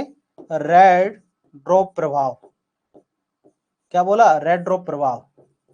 इंग्लिश में कहते हैं red drop effect. Red drop effect. Clear भाई? क्या है रेड ड्रॉप इफेक्ट? ध्यान से सुनना। रेड ड्रॉप इफेक्ट क्या होता है कि जब क्लोरेला एल्गी को 680 नैनोमीटर के अधिक प्रकाश दिया जाता है तो प्रकाश संश्लेषण के उत्पादन में कमी होने लगती है। तो इस घटना को कहते हैं रेड ड्रॉप इफेक्ट। इस घटना को क्या कहते हैं? रेड ड्रॉप इफेक्ट कहते हैं कि जब प्रकाश संश्लेषण में हम क्लोरेला एल्गी के ऊपर 680 नैनोमीटर से अधिक तरंग दैर्घ्य का प्रकाश देते हैं तो प्रकाश संश्लेषण के उत्पादन में कमी होने लगती है। इस घटना को क्या कहते हैं? इस घटना को बोला जाता है रेड ड्रॉप इफेक्ट कहा जाता है। इस घटना को क्या कहते हैं भैया? इसको हम कहते हैं रेड ड्रॉप इफेक्ट। क्लियर? ये पहला प्रयोग हो गया। अभी ध्यान से सुनना, अभी पीएस सिस्टम फर्स्ट सेकंड सब आएगा। क्लियर? आपसे कोई अगर पूछता है कि रेड ड्रॉप प्रभाव क्या है, रेड ड्रॉप प्रभाव क्या है, तो आप क्या बताओगे? कि जब क्लोरेला एल्गी को 680 नैनोमीटर के अधिक तरंग दैर्घ्य का प्रकाश दिया जाता है तो उनके प्रकाश संश्लेषण के उत्पादन में कमी होने लगती है, उसे हम रेड ड्रॉप प्रभाव कहते हैं। ठीक है, चलिए दूसरे प्रयोग में इन्होंने क्या किया पता है? दूसरे प्रयोग किया इन्होंने कि जब क्लोरेला एल्गी को, जब क्लोरेला नाम की जो शैवाल है, क्लोरेला शैवाल, ठीक है, क्लोरेला शैवाल पर, ठीक है, कैसा प्रकाश डाला? मिश्रित लाइट दी। कैसी थी? मिश्रित लाइट। ठीक है, क्लोरेला शैवाल को कैसी दी? मिश्रित लाइट। मिश्रित लाइट का मतलब मिश्रित प्रकाश डाला। कैसा डाला? मिश्रित। मिश्रित का मतलब 680 नैनोमीटर से ज्यादा प्लस 680 नैनोमीटर से कम। बात समझना, 680 नैनोमीटर से कम। जब मिश्रित प्रकाश दिया 680 से ज्यादा और 680 से कम, तो ये देखा गया कि प्रकाश संश्लेषण के उत्पादन में अधिकता वृद्धि हो गई। क्या देखा गया? कि भाई प्रकाश संश्लेषण के उत्पादन में अब क्या हो गई? वृद्धि। प्रकाश संश्लेषण के उत्पादन में क्या हो गई? वृद्धि। उत्पादन में क्या हो गई? वृद्धि हो गई। बात समझ में आ गई? प्रकाश संश्लेषण के उत्पादन में क्या हो गई? वृद्धि हो गई। तो से बोला इन्होंने इमर्शन एनहांसमेंट प्रभाव। क्या बोला?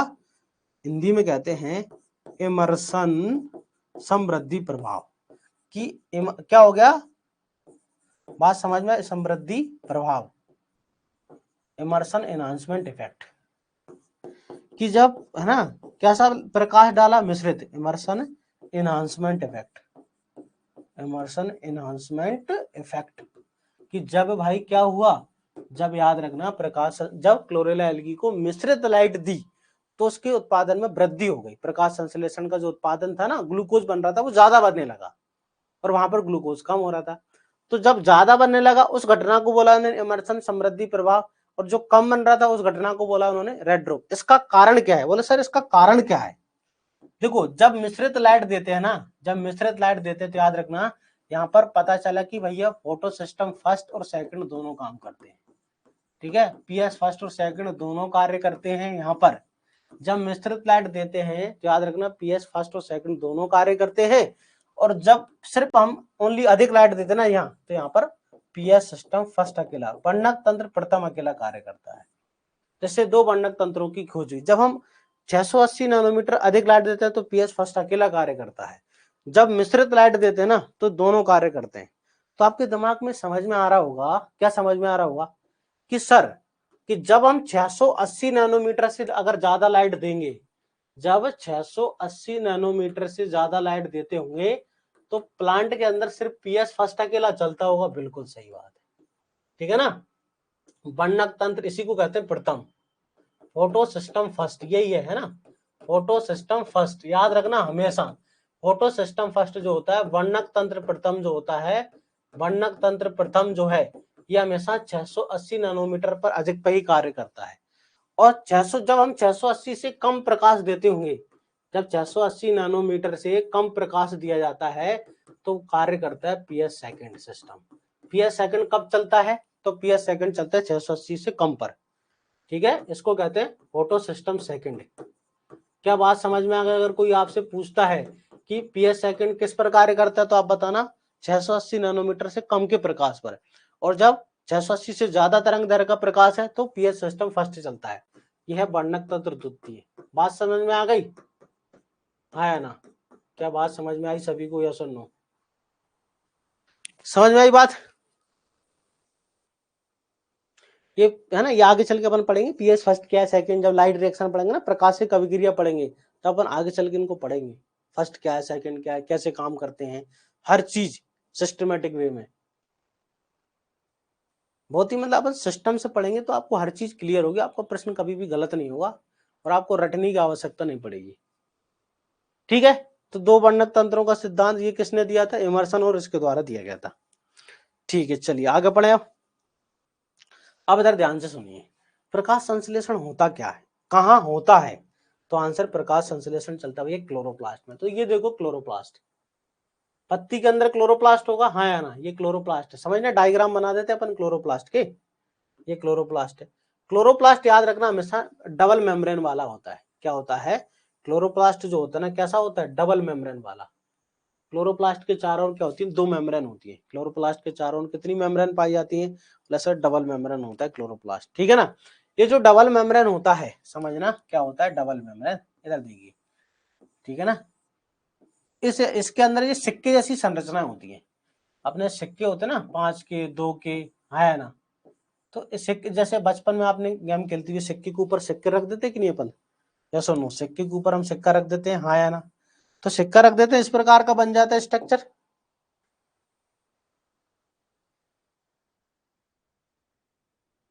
एएफओ में इतना डीप नहीं आता, लेकिन फोटोसिंथेसिस आता, इतना डीप नहीं आता, ये स्टेट के एग्जाम में जाता है। एएफओ में अभी अपन पढ़ेंगे ना, जब पूरा पढ़ लेंगे तो मैं आपको बता दूंगा एएफओ के लिए क्या इतना इंपॉर्टेंट है। मैं सिंपल C3 का प्रथम प्रोडक्ट क्या है, सेकंड प्रोडक्ट क्या है, क्लोरोप्लास्ट क्या होता है, क्लोरोफिल, हाँ पूछते हैं क्लोरोफिल के बारे में, कई बार क्वेश्चन पूछा हुआ है, तो आएंगे। आप अगर एक बार अच्छे से पढ़ लोगे ना, तो एएफओ में आपको सब आपके निकल जाएंगे, हर चीज। जो भी आप एग्जाम देने जाओ, आपके अगर कंसेप्ट क्लियर है तो आप कोई सा भी एग्जाम दे सकते हो, उसको निकाल सकते हो। ठीक है, ये है क्लोरोप्लास्ट, ठीक है, ये अपना क्या है क्लोरोप्लास्ट, बात समझ में आ गई? क्लोरोप्लास्ट के अंदर क्या होता है? अगर आपसे कोई पूछता है कि सर क्लोरोप्लास्ट में क्या होगा, बात समझ में आ गई? क्लोरोप्लास्ट में क्या होता है? एक सिंगल है ग्रेना थाइलेकोड, उस पूरे को बोलते हैं हम ग्रेना, ध्यान से सुनना। क्लोरोप्लास्ट में ये दिख रहा है आपको सिक्के जैसी एक संरचना को बोलते हैं ग्रेना थाइलेकोड, ये दिख रहा है आपको, ये जो गोल गोल, ये इसे क्या बोलेंगे हम? ग्रेना थाइलेकोड। क्या बोलेंगे हम? इसे कहते हैं ग्रेना थाइलेकोड। क्या कहते हैं? ग्रेना थाइलेकोड कहते हैं, बात समझ में आ गई? और इनका पूरा जो समूह होता है ना, ये जो पूरा समूह है, ग्रेना थाइलेकोड का समूह दिख रहा है आपको? जैसे अपन ने 5 का सिक्का, दो हम 5 के ऐसे सिक्के हमने जमा दिए, तो इस प्रकार से पिलर जैसी संरचना बन जाएगी, हाँ है ना? इस प्रकार की पिलर जैसी संरचना बन जाती कि नहीं? इसको कहते हैं ग्रेना। इसे क्या बोलते हैं हम? ग्रेना कहते हैं। क्या कहते हैं? ग्रेना। ठीक, बात समझ में आ गई क्या? ग्रेना थाइलेकोड के समूह को क्या बोलेंगे? ग्रेना, या ग्रेना थाइलेकोड। अब ये जो अंदर तरल पदार्थ भरा होता है ना, क्लोरोप्लास्ट में डबल झिल्ली वाला है क्लोरोप्लास्ट, बाहरी झिल्ली आंतरिक झिल्ली, ये भाई बाहरी झिल्ली है ना, याद रखेंगे। ये कौन सी झिल्ली है? क्लोरोप्लास्ट में बाहरी झिल्ली होती है, ये आंतरिक झिल्ली होती है। ये कैसी झिल्ली है? आंतरिक झिल्ली। क्लोरोप्लास्ट में ये कैसी झिल्ली है? आंतरिक झिल्ली है, और ये बाहरी झिल्ली है, ठीक है ना? तो अंदर जो लिक्विड भरा होता है ना, ये तरल पदार्थ अंदर जो होता है, इसे क्या कहते हैं? यहाँ तरल पदार्थ के अंदर जो भरा है, ये पूरी अंदर की संरचना, जैसे हम स्ट्रोमा कहते हैं, याद रखना, ये सब एग्जाम में पूछे जाने वाले क्वेश्चन है। स्ट्रोमा कहते हैं अंदर वाली जो होता है, इसे क्या बोलेंगे? हिंदी में लिख देता हूँ मैं, स्ट्रोमा। यहाँ क्या बोलते हैं? स्ट्रोमा, ठीक है, क्या बोलेंगे? स्ट्रोमा कहते हैं, ठीक है ना? ये अंदर का लिक्विड जो है, इसको हटा देता हूँ यहाँ से, स्ट्रोमा, ठीक है ना? अरे बात समझ में आ गई? क्या बोलेंगे इसको? स्ट्रोमा कहेंगे, ठीक है? ये अंदर का लिक्विड जो है उसे स्ट्रोमा कहते हैं। अब इधर ध्यान से सुनना, एक को क्या बोलते हैं? ग्रेना, और उन सारे समूह को क्या बोलते हैं? ग्रेना थाइलेकोड, ग्रेना थाइलेकोड और ग्रेना, दो ग्रेना है ना, दो ग्रेना को जोड़ने वाली संरचना। इधर देखो, दो ग्रेना, ये दिख रहा है आपको, दो ग्रेना थाइलेकोड को जोड़ने वाली संरचना, ये देख रहे हैं आपको, ये आले डंडे टाइप प्रकार के, इन्हें कहते हैं हम स्ट्रोमा थाइलेकोड। याद रखना, इन्हें क्या कहते हैं हम? इन्हें कहते हैं, याद रखेंगे सब एक एक चीज, स्ट्रोमा थाइलेकोड। क्या कहते हैं? स्ट्रोमा थाइलेकोड, या फिर फ्रेड चैनल। क्या कहते हैं? फ्रेड चैनल। ये देखो, कुछ नाम आपको हिंदी वालों के इंग्लिश में याद रखना है, ठीक है? फ्रेड चैनल और इंटरग्रेना, इंटरग्रेना, ठीक है, इसे हम इंटरग्रेना कहते हैं। क्या कहते हैं भाई? इंटरग्रेना। अब एक प्रश्न यहां से, अभी पेपर एमपी टेट एग्जाम में एक क्वेश्चन यहां से पूछा गया था, यहीं से इस डायग्राम से एक प्रश्न आया था अभी, क्या कि जो प्रकाश संश्लेषी वर्णक होते हैं ना, क्लोरोफिल वगैरह, हाँ या ना, क्लोरोफिलों के जो, तो प्रकाश संश्लेषण की जो वर्णक है, प्रकाश संश्लेषी वर्णकों के समूह को हम कहते हैं, क्या कहते हैं, क्वांटासोम। क्या कहते हैं, क्वांटासोम कहते हैं। प्रकाश संश्लेषी वर्णकों के जो समूह होते हैं ना, chlorophyll A, chlorophyll B, chlorophyll C, D, है ना, बीटा कैरोटीन, जेंथोफिल, ये जो है ना, तो प्रकाश संश्लेषी वर्णकों के समूह क्वांटासोम जिसे कहते हैं, वो कहाँ पाया जाता है?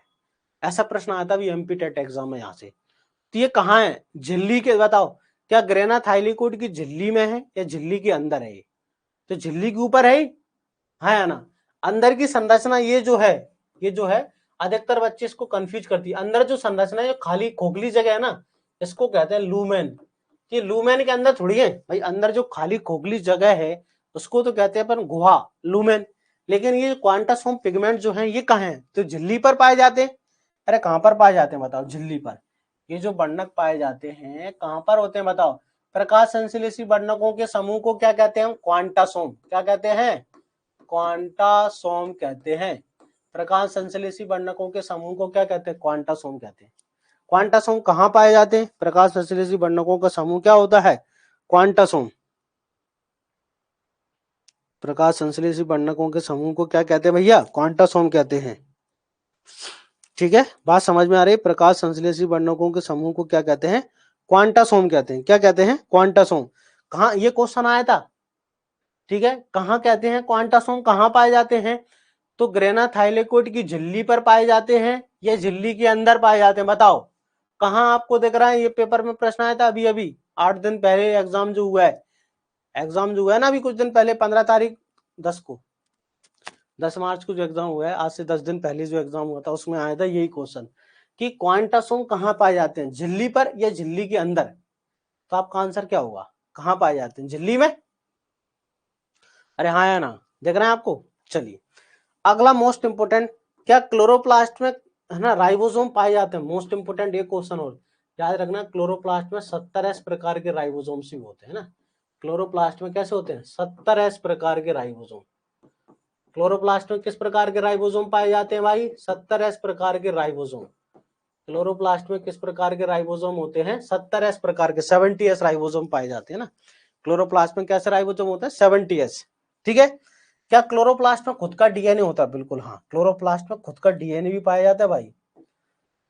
क्लोरोप्लास्ट जो होता है ना, उसमें खुद का डीएनए होता है, याद रखना। क्लोरोप्लास्ट जो है उसके पास खुद का एक डीएनए भी होता है, ये ठीक है ना। ये क्या है? डबल स्टैंडर्ड डीएनए होता है। कैसा होता है? डबल स्टैंडर्ड डीएनए, याद रखना। क्लोरोप्लास्ट, माइटोकॉन्ड्रिया, केंद्रक, ये 3 संरचनाएं होती हैं जिनमें डीएनए होता है खुद का, ठीक है ना। देखो डीएनए मेनली होता है केंद्रक में।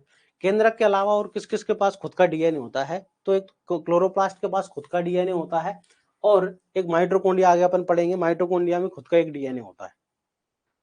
बात समझ में आ गई यहां तक आपको? हाँ या ना बताओ, बात समझ में आ रही? बात समझ में, कुछ कुछ समझ में आ रहा है कि अच्छा प्रकाश संश्लेषण की अभिक्रिया यहाँ होती है, कहां पर? क्लोरोप्लास्ट के अंदर। ठीक है, बात समझ में आ रही है आप सभी को कि क्लोरोप्लास्ट की अभिक्रिया मतलब जो है रिएक्शन कहाँ चलती है?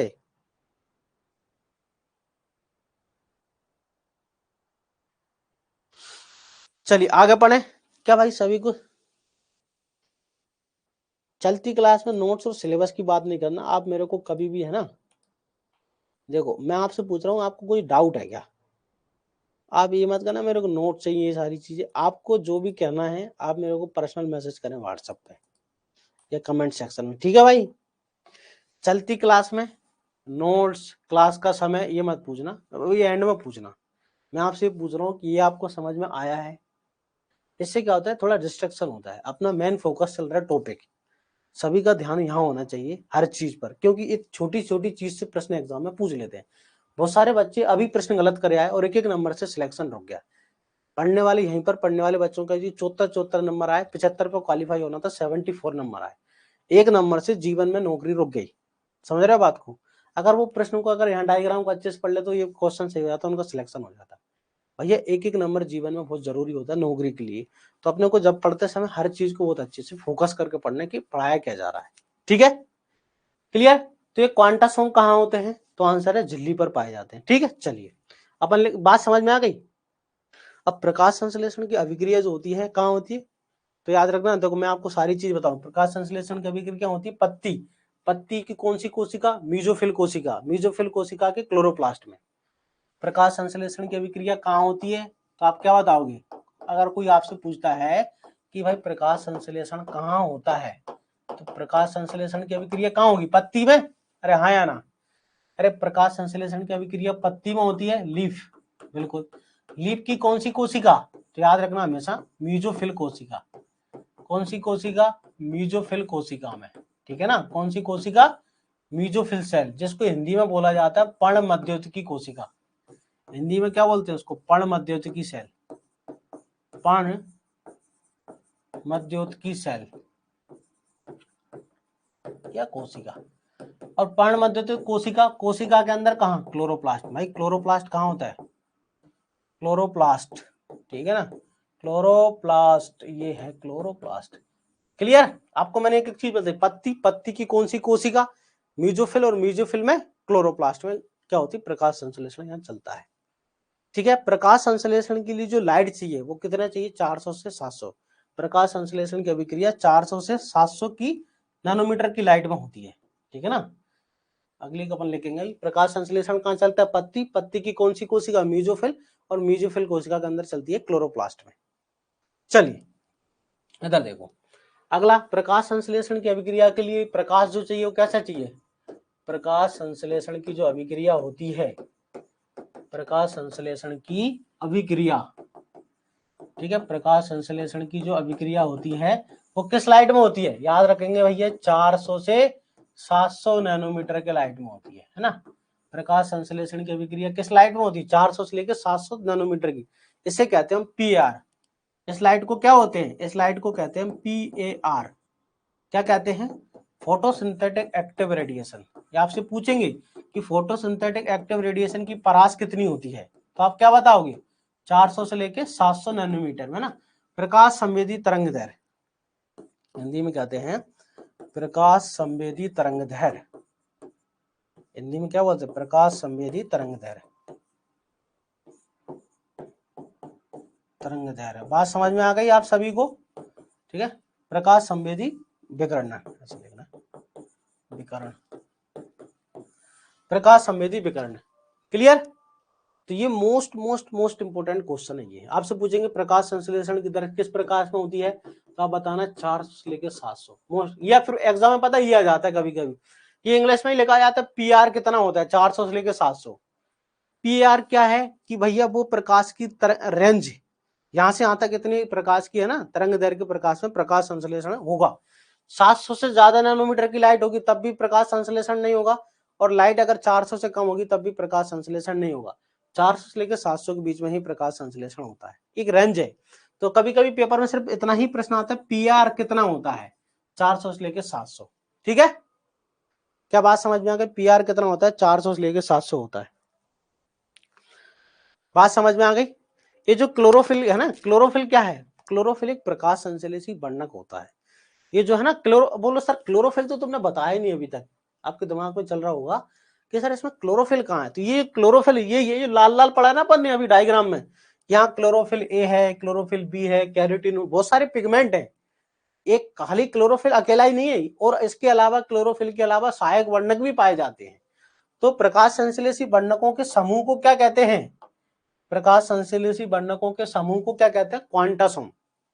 क्या कहते हैं भैया, प्रकाश संश्लेषी वर्णकों के समूह को बताओ, प्रकाश संश्लेषी वर्णकों के समूह को, प्रकाश संश्लेषी वर्णकों के समूह को क्या कहते हैं बताओ, प्रकाश संश्लेषी वर्णकों के समूह को क्या बोलते हैं हम, क्वांटासोम। क्या कहते हैं भाई, ठीक है, क्वांटासोम, क्वांटासोम, ठीक है ना। ये जो क्वांटासोम शब्द दिया है ना, क्वांटासोम शब्द किसने दिया है, ये भी याद रखना, वैज्ञानिक का नाम। ये जो शब्द दिया है पार्क एंड विगिंस, ठीक है, पार्क एंड विगिंस नाम के व्यक्ति ने शब्द दिया है, पार्क एंड विगिंस नाम के व्यक्ति ने ये शब्द दिया क्वांटासोम। प्रकाश संश्लेषी वर्णकों के समूह को क्या कहते हैं? क्वांटासोम कहते हैं। क्वांटासोम कहाँ पाए जाते हैं बताओ? क्वांटासोम कहाँ होते हैं बताओ? यह ग्रेना थाइलेकोइड की झिल्ली पर है ना। यह कहाँ होते हैं? ग्रेना थाइलेकोइड की झिल्ली पर। कहाँ होते हैं बताओ? ग्रेना थाइलेकोइड की झिल्ली पर या ग्रेना की झिल्ली पर पाए जाते हैं। कहाँ पर? झिल्ली, मेम्ब्रेन पर, झिल्ली पर पाए जाते हैं। कहाँ पाए जाते हैं भाई? झिल्ली पर पाए जाते हैं। क्लियर? बताएं क्वांटासोम कहाँ पाए जाते हैं? तो आंसर है झिल्ली पर। क्वांटासोम कहाँ पाए जाते हैं भाई? झिल्ली पर पाए जाते हैं ना। क्वांटासोम कहाँ पाए जाते हैं? तो झिल्ली के अंदर। क्वांटासोम कहाँ होते हैं? झिल्ली। ये क्वेश्चन अभी आया था एमपी टेट 2000, है ना, यह लिख लो आप। ये क्वेश्चन कब आया था? एमपी टेट वर्ग 1 परीक्षा थी एग्रीकल्चर की अभी ना, वर्ग 1 में आया था 2023 में। ठीक है ना, अभी आया हुआ क्वेश्चन है ये। ठीक है, क्वांटासोम कहाँ पाया जाता है? तो झिल्ली पर पाया जाता है। ठीक है, बताओ यहां तक चीजें क्लियर हैं? यस और नो? क्या यहां तक चीजें क्लियर है भाई सभी को? चलिए अब हम आगे बात करते हैं। देखो प्रकाश संश्लेषण दो है ना, अभिक्रिया जो होती है दो प्रकार की होती है। प्रकाश संश्लेषण की अभिक्रिया, ये बात बताई थी एफ ब्लैकमैन नाम के साइंटिस्ट ने। ब्लैकमैन नाम का व्यक्ति है ना, कि प्रकाश संश्लेषण की जो अभिक्रिया है ना, प्रकाश संश्लेषण, अपन इन्हीं को तो पढ़ना है डिटेल में। प्रकाश संश्लेषण की अभिक्रिया दो प्रकार की होती है। एक होती है प्रकाशिक अभिक्रिया। प्रकाशिक मतलब होती है लाइट रिएक्शन। क्या होती है? Light reaction. प्रकाशिक अभिक्रिया क्या होती है? Light reaction. ठीक है ना। और दूसरी होती है, याद रखना, डार्क रिएक्शन। दूसरी होती है अंधकार अभिक्रिया। क्या होती है? अंधकार अभिक्रिया। ठीक है ना। प्रकाश संश्लेषण की दो प्रकार की अभिक्रिया होती है, एक प्रकाश संश्लेषण लाइट रिएक्शन, एक अंधकार। ये दोनों बात किसने बताई थी? ये दोनों बात बताई थी एफ ब्लैकमैन। ये भाई ब्लैकमैन का कहना था कि प्रकाश संश्लेषण दो प्रकार का होता है।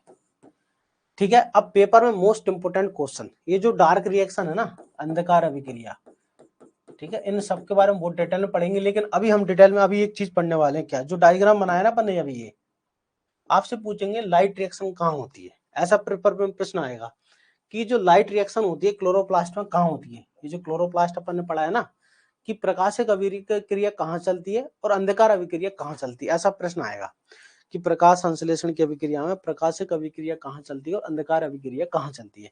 तो आपको बताना कि जो प्रकाशिक अभिक्रिया चलती है ना, वो ग्रेना थाइलेकोइड यहाँ और स्ट्रोमा थाइलेकोइड में चलती है। इसको कहते हैं प्रकाशिक अभिक्रिया। ग्रेना थाइलेकोइड लिख सकते हैं और स्ट्रोमा थाइलेकोइड में चलती है।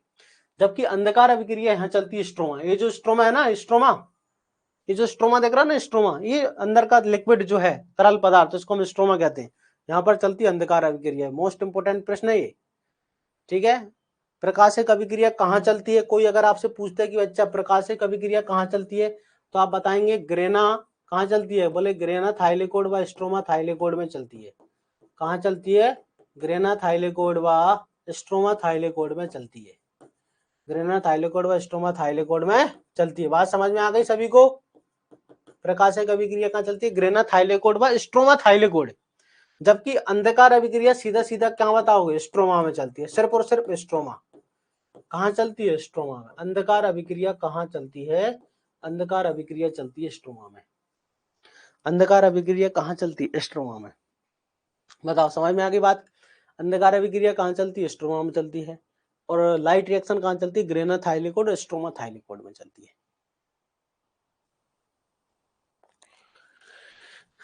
भाई सभी को समझ में आ रहा है? मेरी जो लैंग्वेज है, भाषा, इंग्लिश, हिंदी, किसी को कोई समस्या हो तो बताएं। लेक्चर में पढ़ते समय किसी को कोई दिक्कत आ रही है? हो सकता है इंटरनेट की समस्या हो, क्वालिटी थोड़ा ज्यादा हो। तो क्वालिटी यार ये फिक्स है, 720 में चलता है शायद।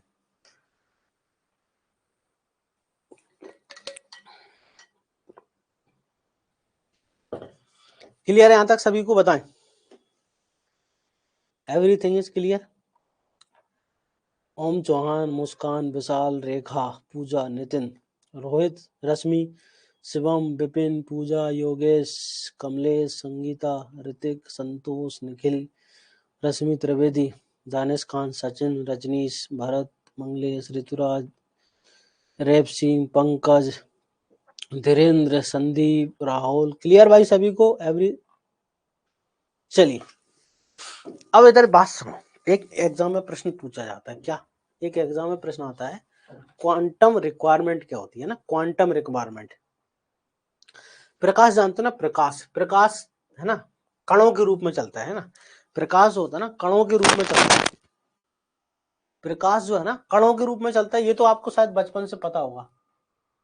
बोला सर ऐसा हमको तो नहीं मालूम, हम तो समझते प्रकाश तो रेखा के रूप में। हाँ, प्रकाश रेखा रूप में भी चलता है और कणों के रूप में भी चलता है। प्रकाश के कणों को क्या कहते हैं बता सकते हैं आप मेरे को? प्रकाश के कणों को क्या कहते हैं? फोटोन या क्वांटा कहते हैं, फोटोन कहते हैं या क्वांटा। प्रकाश के कणों को फोटोन या क्वांटा कहते हैं, बिल्कुल है ना। तो एग्जाम में प्रश्न पूछा जाता है कि भैया प्रकाश संश्लेषण में जो 6 ऑक्सीजन निकलती है ना, प्रकाश संश्लेषण में 6 ऑक्सीजन निकलती है, हाँ या ना, बिल्कुल निकलती है। तो एक ऑक्सीजन निकालने के लिए कितने फोटोन की आवश्यकता पड़ती है? भाई जो 6 ऑक्सीजन निकलती है ना, तो निकलती है तो प्रकाश की उपस्थिति में। भाई ऑक्सीजन गैस जो निकलती है वो प्रकाश की उपस्थिति में ही निकलती है, हाँ या ना। ऑक्सीजन गैस जो निकलती है वो प्रकाश की उपस्थिति में ही निकलती है, बिल्कुल निकलती है। तो जब प्रकाश की उपस्थिति में निकलती है तो प्रकाश मतलब फोटोन, अल्टीमेटली प्रकाश के कणों को क्या कहते हैं? फोटोन पढ़ते होंगे, ऑक्सीजन गैस निकलती होगी। कितने फोटोन? एक अणु ऑक्सीजन गैस निकालने के लिए आवश्यक फोटोनों की संख्या को क्या बोलते हैं? Quantum requirement. अगली एक परिभाषा लिखने अपने को, क्या लिखना है? क्वांटम रिक्वायरमेंट, ठीक है ना। रिक्वायरमेंट, रिक्वायरमेंट मतलब आवश्यकता, हिंदी में लिखना तो क्वांटम आवश्यकता। क्या है क्वांटम आवश्यकता? रिक्वायरमेंट मतलब आवश्यकता कि प्रकाश संश्लेषण में एक अणु ऑक्सीजन गैस निकालने के लिए, प्रकाश संश्लेषण में एक अणु ऑक्सीजन गैस के निष्कासन के लिए, मतलब निकालने के लिए, निष्कासन, एक अणु ऑक्सीजन गैस निष्कासन के लिए आवश्यक फोटोनों की संख्या, आवश्यक फोटोनों की संख्या, ठीक है ना, आवश्यक फोटोन या क्वांटा की संख्या है ना, क्वांटा की संख्या क्या कहलाती है? क्वांटम रिक्वायरमेंट कहलाती है। क्या कहलाती है? क्वांटम रिक्वायरमेंट, ठीक है ना, क्वांटम रिक्वायरमेंट कहलाती है, क्वांटम रिक्वायरमेंट कहलाती है। बात समझ में आ गई भाई? या सुनो, क्या कहलाती है? क्वांटम रिक्वायरमेंट कहलाती है। एक अणु ऑक्सीजन गैस निष्कासन के लिए आवश्यक क्वांटनों की संख्या कितनी बताई? 8। एक अणु ऑक्सीजन गैस निकालने के लिए याद रखना 8 फोटोन की आवश्यकता होती है। कितने चाहिए? 8 फोटोन।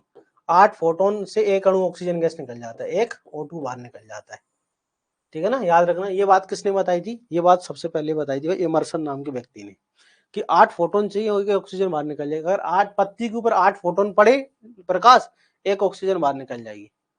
तो एक अणु ऑक्सीजन गैस निष्कासन के लिए आवश्यक फोटोनों की संख्या क्या कहलाती है? क्वांटम रिक्वायरमेंट कहलाती है।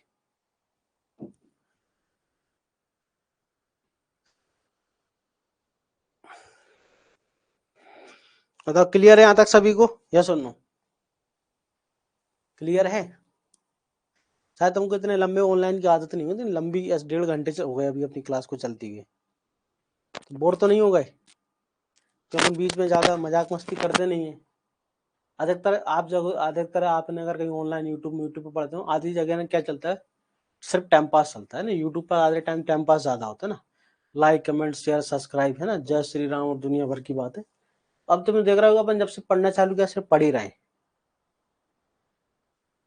ठीक है ना। फालतू अपन बात करते नहीं, जैसे आपका कीमती समय है, जितनी देर यहाँ रहो उतनी देर पढ़ो, ठीक है कि नहीं। वैसे तुम बोर होगे नहीं, कोई कंसेप्ट वाली बात चल रही है जो आपको नहीं आता। 90% बच्चों ने कभी नहीं पढ़ा, ठीक है ना, वो सारी चीजें अपन पढ़ रहे हैं। तो आप BSc MSc कर चुके हैं, अब आपको अपने भविष्य की चिंता होनी चाहिए भाई, है ना। आप अधिकतर किसान परिवार से बिलोंग करते हैं, तो आप देखते हो किसानों की स्थिति कल बहुत सारी जगह ओले पड़ गए, किसानों का सब कुछ बर्बाद हो गया।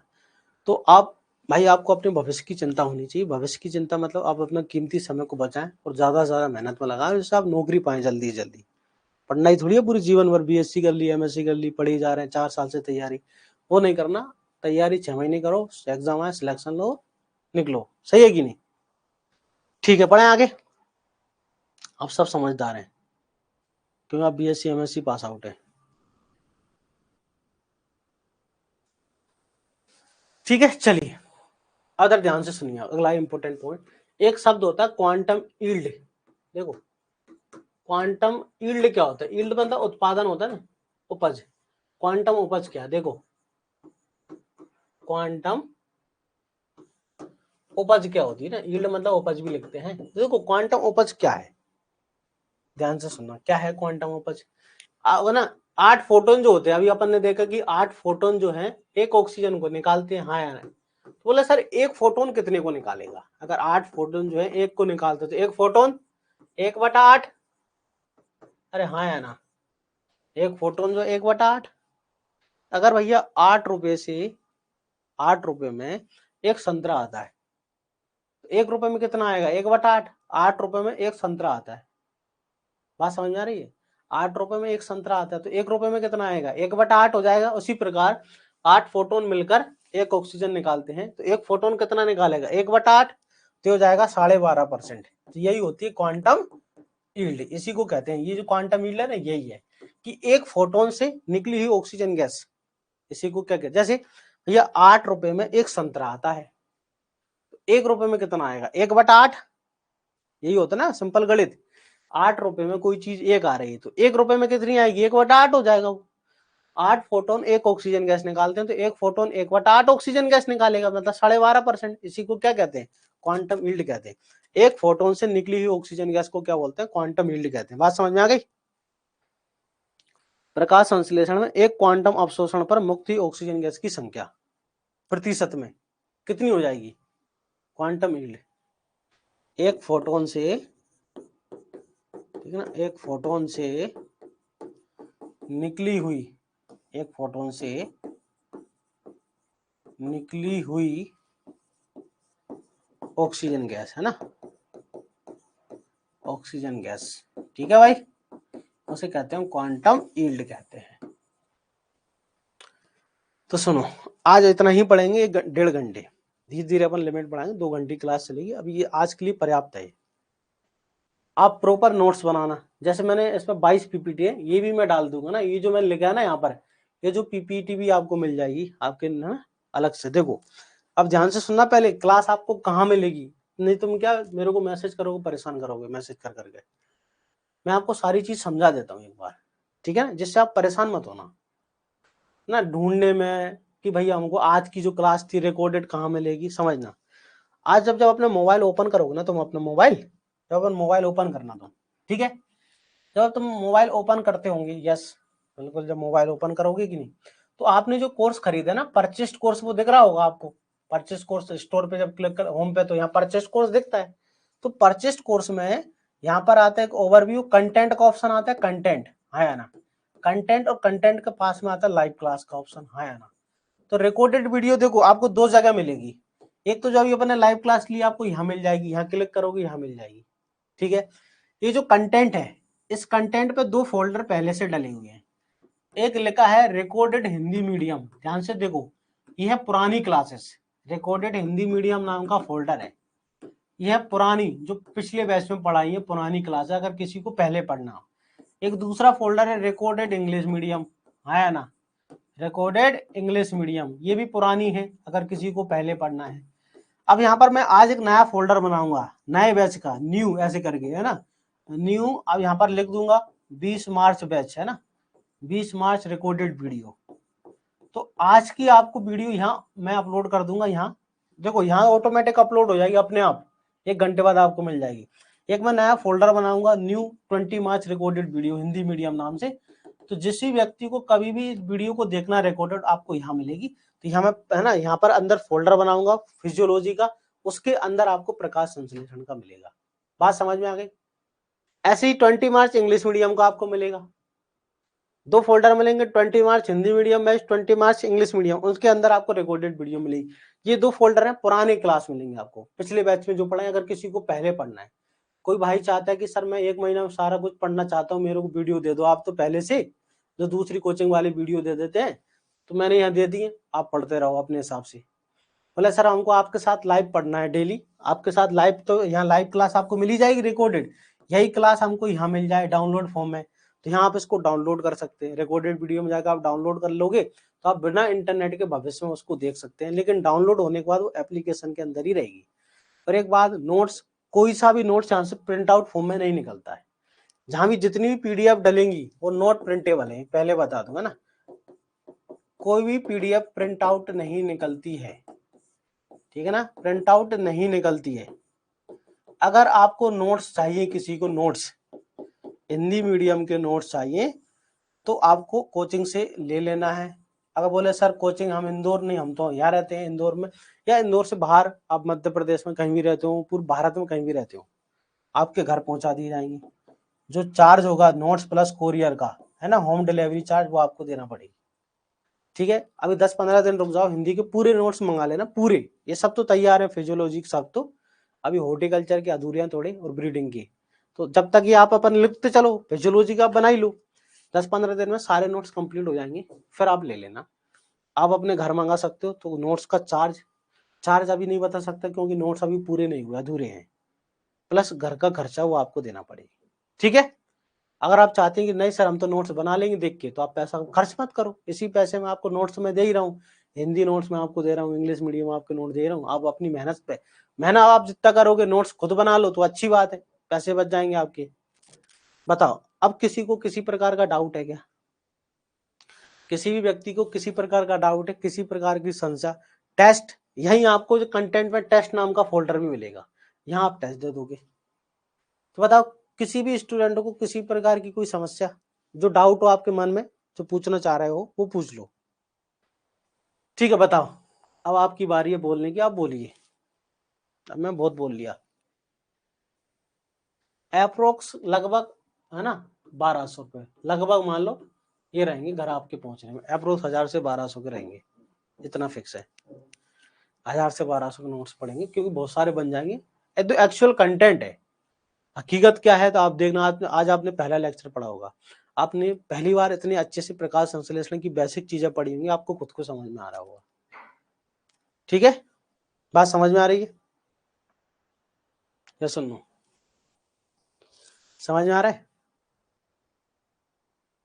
किसी को कुछ कहना भैया, बताओ, किसी को कुछ कहना है? पढ़ने में मजा आया कि नहीं, बताओ। हाँ, सारे सब्जेक्ट के संदीप, एक बात बताओ, हाँ हाँ सारे सब्जेक्ट की बात करो, पूरे सब्जेक्ट 1000-1200 में पूरे सब्जेक्ट हो जाएंगे, पूरे एग्रीकल्चर के। एक बात बताओ, पढ़ने में मजा आया ईमानदारी से? जो चाहते थे, आपने जिस सोचकर अभ्यास एग्री एकेडमी को ज्वाइन किया था कि सर हमने आपके बारे में बहुत सुना है, बहुत बच्चों का सिलेक्शन हुआ है, वो कंटेंट आपको पहले लेक्चर में ही समझ में आया होगा, आप निराश नहीं होगी कि सर हमारे पैसा व्यर्थ गया, आप, है ना, ये निराश नहीं होगा कभी भी कि यार सर हमने पैसा दिया इतनी मेहनत से, गरीब, हम बहुत गरीब हैं, बहुत सारे बच्चे हैं ना, पैसे को इधर उधर से उधार लेके दिया और हमको कुछ भी नहीं मिला। आप जो दे रहे हो उससे 10 गुना कीमत का आपको मिलेगा, जो आप पैसा दे रहे हो ना उससे 10 गुना कीमत का एक कंटेंट है। इसी कंटेंट के बाजार में पढ़ाने के लोग 15-15, 20-20 हजार रुपए ले लेंगे आपसे, और इतना अच्छा कंटेंट पढ़ा के नहीं देंगे, इस बात की गारंटी, आपको पीएटी का नोट्स पकड़ा देंगे, इस बात को समझो तुम। सिलेक्शन पीईटी किया है, आप 12वीं के नोट से सिलेक्शन नहीं होगा, आप बीएससी एमएससी कर चुके हैं, थोड़ा लेवल बढ़ चुका है, तो हमको बड़े हुए लेवल से पढ़ना है, 0 से लेकर टॉप लेवल तक कि एग्जाम कैसा भी आए। हाँ, क्रपको का एग्जाम नोट्स मिल जाएंगे, है ना, 10-15 दिन में मिल जाएंगे। इंग्लिश मीडियम का तो भाई कभी भी ले, इंग्लिश के तो तैयार है ना, इंग्लिश मीडियम का तो आप कभी भी घर मंगा सकते हो।